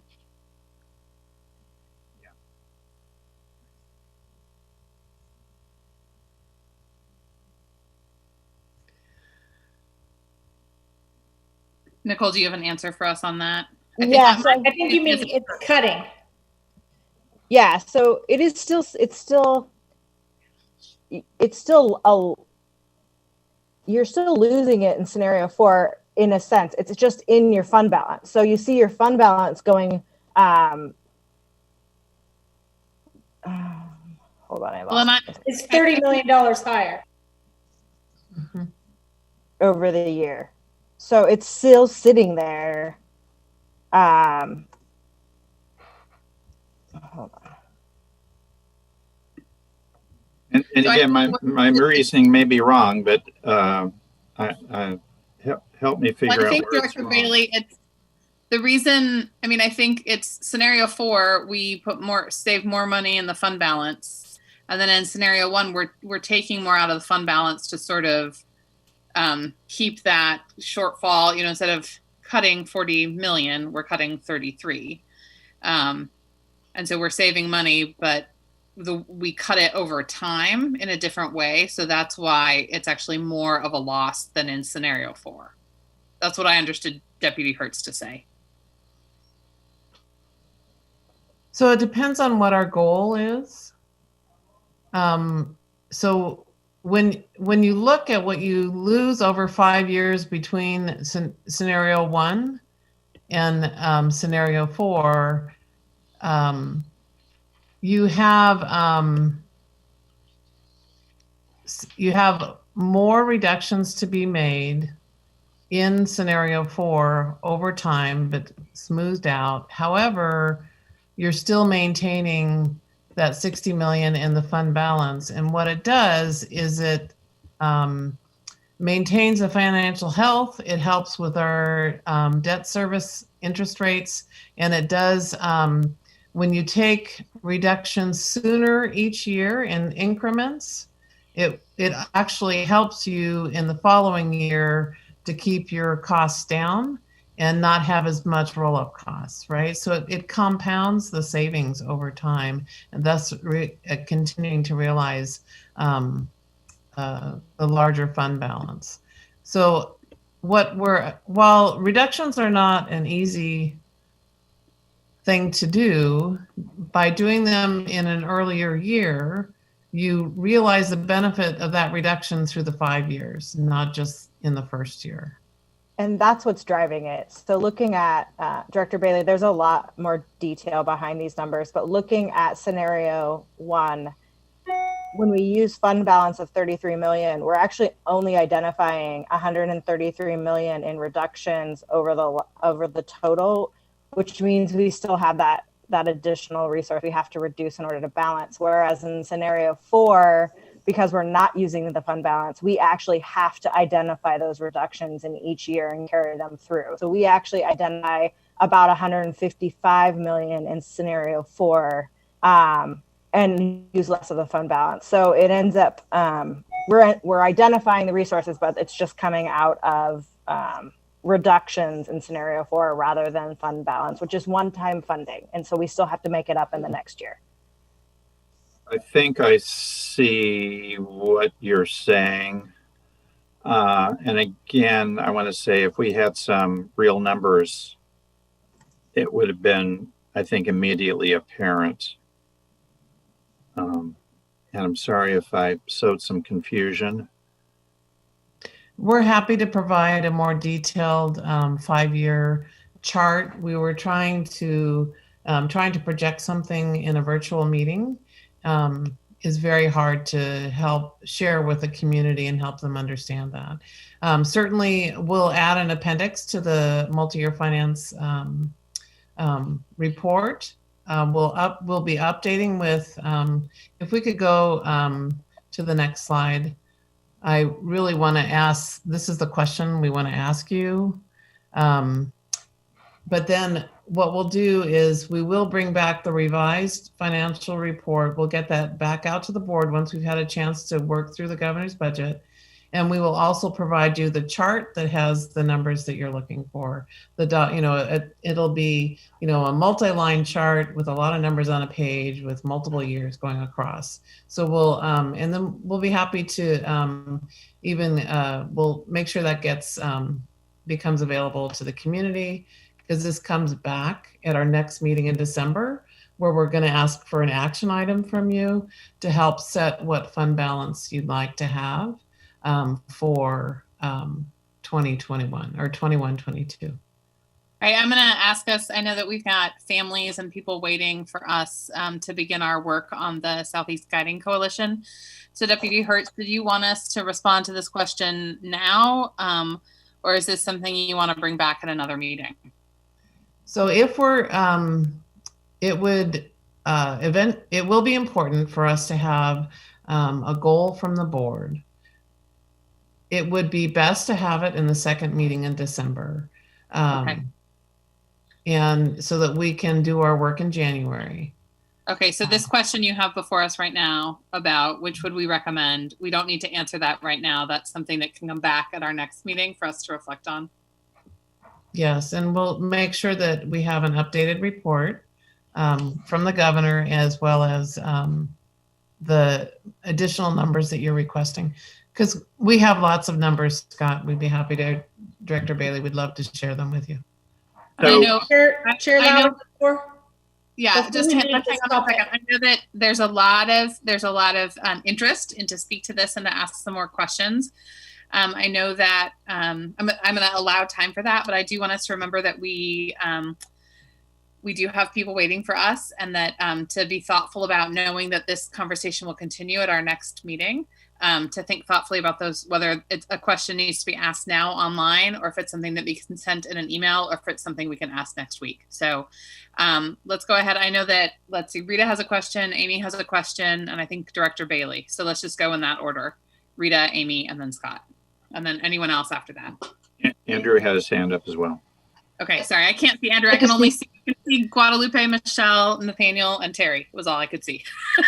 I'd like to speak as well and ask a question or get him in the queue. Okay. Okay. So I'll try to keep this short, knowing that we're coming back. So I would like to get more info about scenario 2, because that actually, with the exception of the year 2, that looks like it might be more balanced, and I'd like to take a look at doing a 7% year 1, 7% year 2, and then see what happens with that. And I guess I'll just say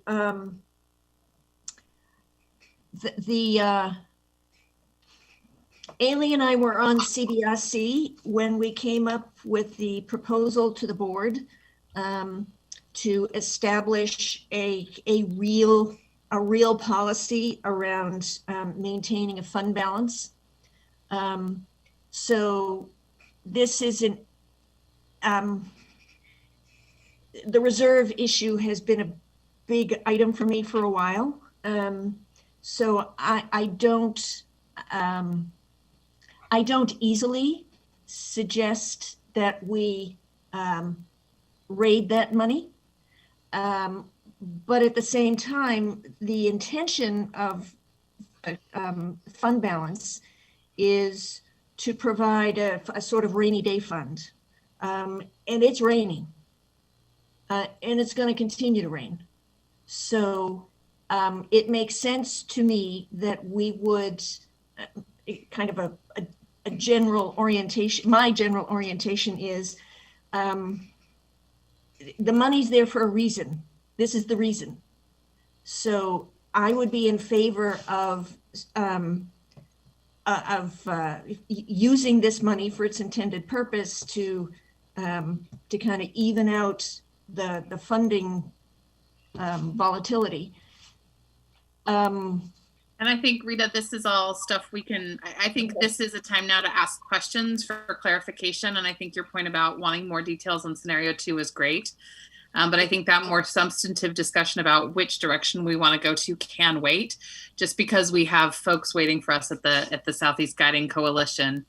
And part of the narrative is that we've been disrespectful of people's time with the Southeast Guiding Coalition and their commitment to this work. So I want us to have a robust opportunity to engage with this financial moment, but I also want us to be aware of other obligations we have. So if you have a question to ask now, that's great. And then we can have further discussion at the next meeting. So Director Moore, did you have any further questions? No, go ahead. All right, I lost track of who's next. Amy and then Scott, is that what I said? So Deputy Superintendent Hertz, I have 2 questions. One is, and this can come back to us later, when you talk about the fund balance as a representation of our overall financial health of the district, I think you're talking about that in a way that can actually be quantified. Not just, so I'd like to know more about that, and what is the floor there as far as having a good bond rating and such. So just a little more detail there. And then my other question is, we didn't have any staff recommendation here. So if you want to quickly present any staff perspective relative to the scenarios you put forward, I think that'd be helpful. I always have a staff recommendation, but I prefer to bring that back in round 2 because I wanted to hear from you first. All right, Scott, and then Director Scott, and then Director Scott. Real quickly, I'd like to see scenarios that included the federal funding, a range of possibilities, and also with the local option, a range of possibilities. I think you gave a conservative estimate that you were using. I think that's prudent, but also would like to see some a range there. And I just want to say, thinking positively, next year we are fully back in school. We have a ton of kids with a big deficit. I'm very hesitant to have a large funding cut in those conditions. Thanks. Very quick question you can answer now or when we come back. I know the Government Finance Officers Association recommends 2 months worth of operating expenditures as a reserve, which is actually about 16%, a little more than that. But I don't know if that applies to local governments. I don't know if they have a different standard for school districts. So that's just a question I'd like to know more on. I can bring back more about that for next time. Thank you. Julia? Yeah, so just a request when it comes back, if we could have the years across the top and the previous 2 years, which includes the pre-SSA. So we were getting about $1 billion from the SSA in, so I'd like to see how that looks over time. Like Director Constant, I'd like some specificity on like what level we would need to maintain our credit rating, or what's sort of the expectation of the range. Obviously, we've had it at different levels over the last several bonds that we've passed. And then finally, I'm going to have a hard time next meeting providing an answer because this is all sort of in a vacuum outside of what we are going to need to do. I believe we have, for many students, a massive learning loss happening this year. And as we head into next year, I'm going to want to know what are we going to need to do that's different to close that gap or accelerate learning for those students who CDL was, has not been a good experience. So I'm going to have a hard time picking a number because it seems very random without knowing what we're going to need to address a pretty unprecedented, I believe, learning loss for a lot of students. So I don't know what the answer is, but I'm going to have a hard time in December saying this is the number without having a better sense of what impact and what our students are going to need coming out of this. Thank you. Director DePass, did you have any questions? I don't have any that have not already been raised. I don't have any other questions either. Deputy Hertz, any closing? Just really appreciate the conversation and looking forward to bringing you back the next round. And just recognizing this is the first time we've had this kind of conversation, and we even have to learn how to have a conversation. So certainly I can see some different ways for us to help the board understand the information better. And certainly your questions are helping guide us on what we need to bring back. So thank you for your time tonight. Thank you. Director Scott has graciously suggested that we skip our conversation about the election tonight to respect the time of Southeast folks that will be joining us. But that means we still have one more item on our agenda. Well, a couple more items on our agenda tonight. Excuse me. And we're going to certify sorry, what? Excuse me, the election, because we're having a bond sale, we need to have the certification. No, sorry. The certification of the election results is going to happen. It's the discussion about the board election that's not going to happen. So thanks, Claire, for I'm being super confusing. I apologize. So Director Brim Edwards, did you want to say something about the election results before we get to Superintendent Guerrero? Are we going to move the item? I'll just say it as part of moving. Okay, I'm going to have Superintendent Guerrero introduce this first, and then we'll get to moving. We'll get to the motion, and we can bring your point then, Julia. Superintendent Guerrero.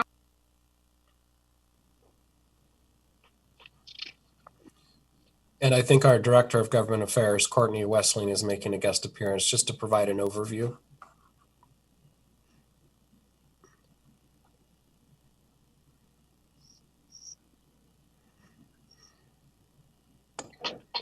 Am I on? Yes, you okay. are. Courtney, yes. This is different, but I like it. Okay. Hey, board directors, good evening. I just wanted to give you a little background. It'll take 2 seconds. We have to, by statute, certify the election results within 45 days of the election every time we pass a bond. So that's what we're doing here. Pretty much a formality, but it's also exciting to see the numbers in raw data. So the resolution details the county breakdown of results from the November 3rd bond measure passage.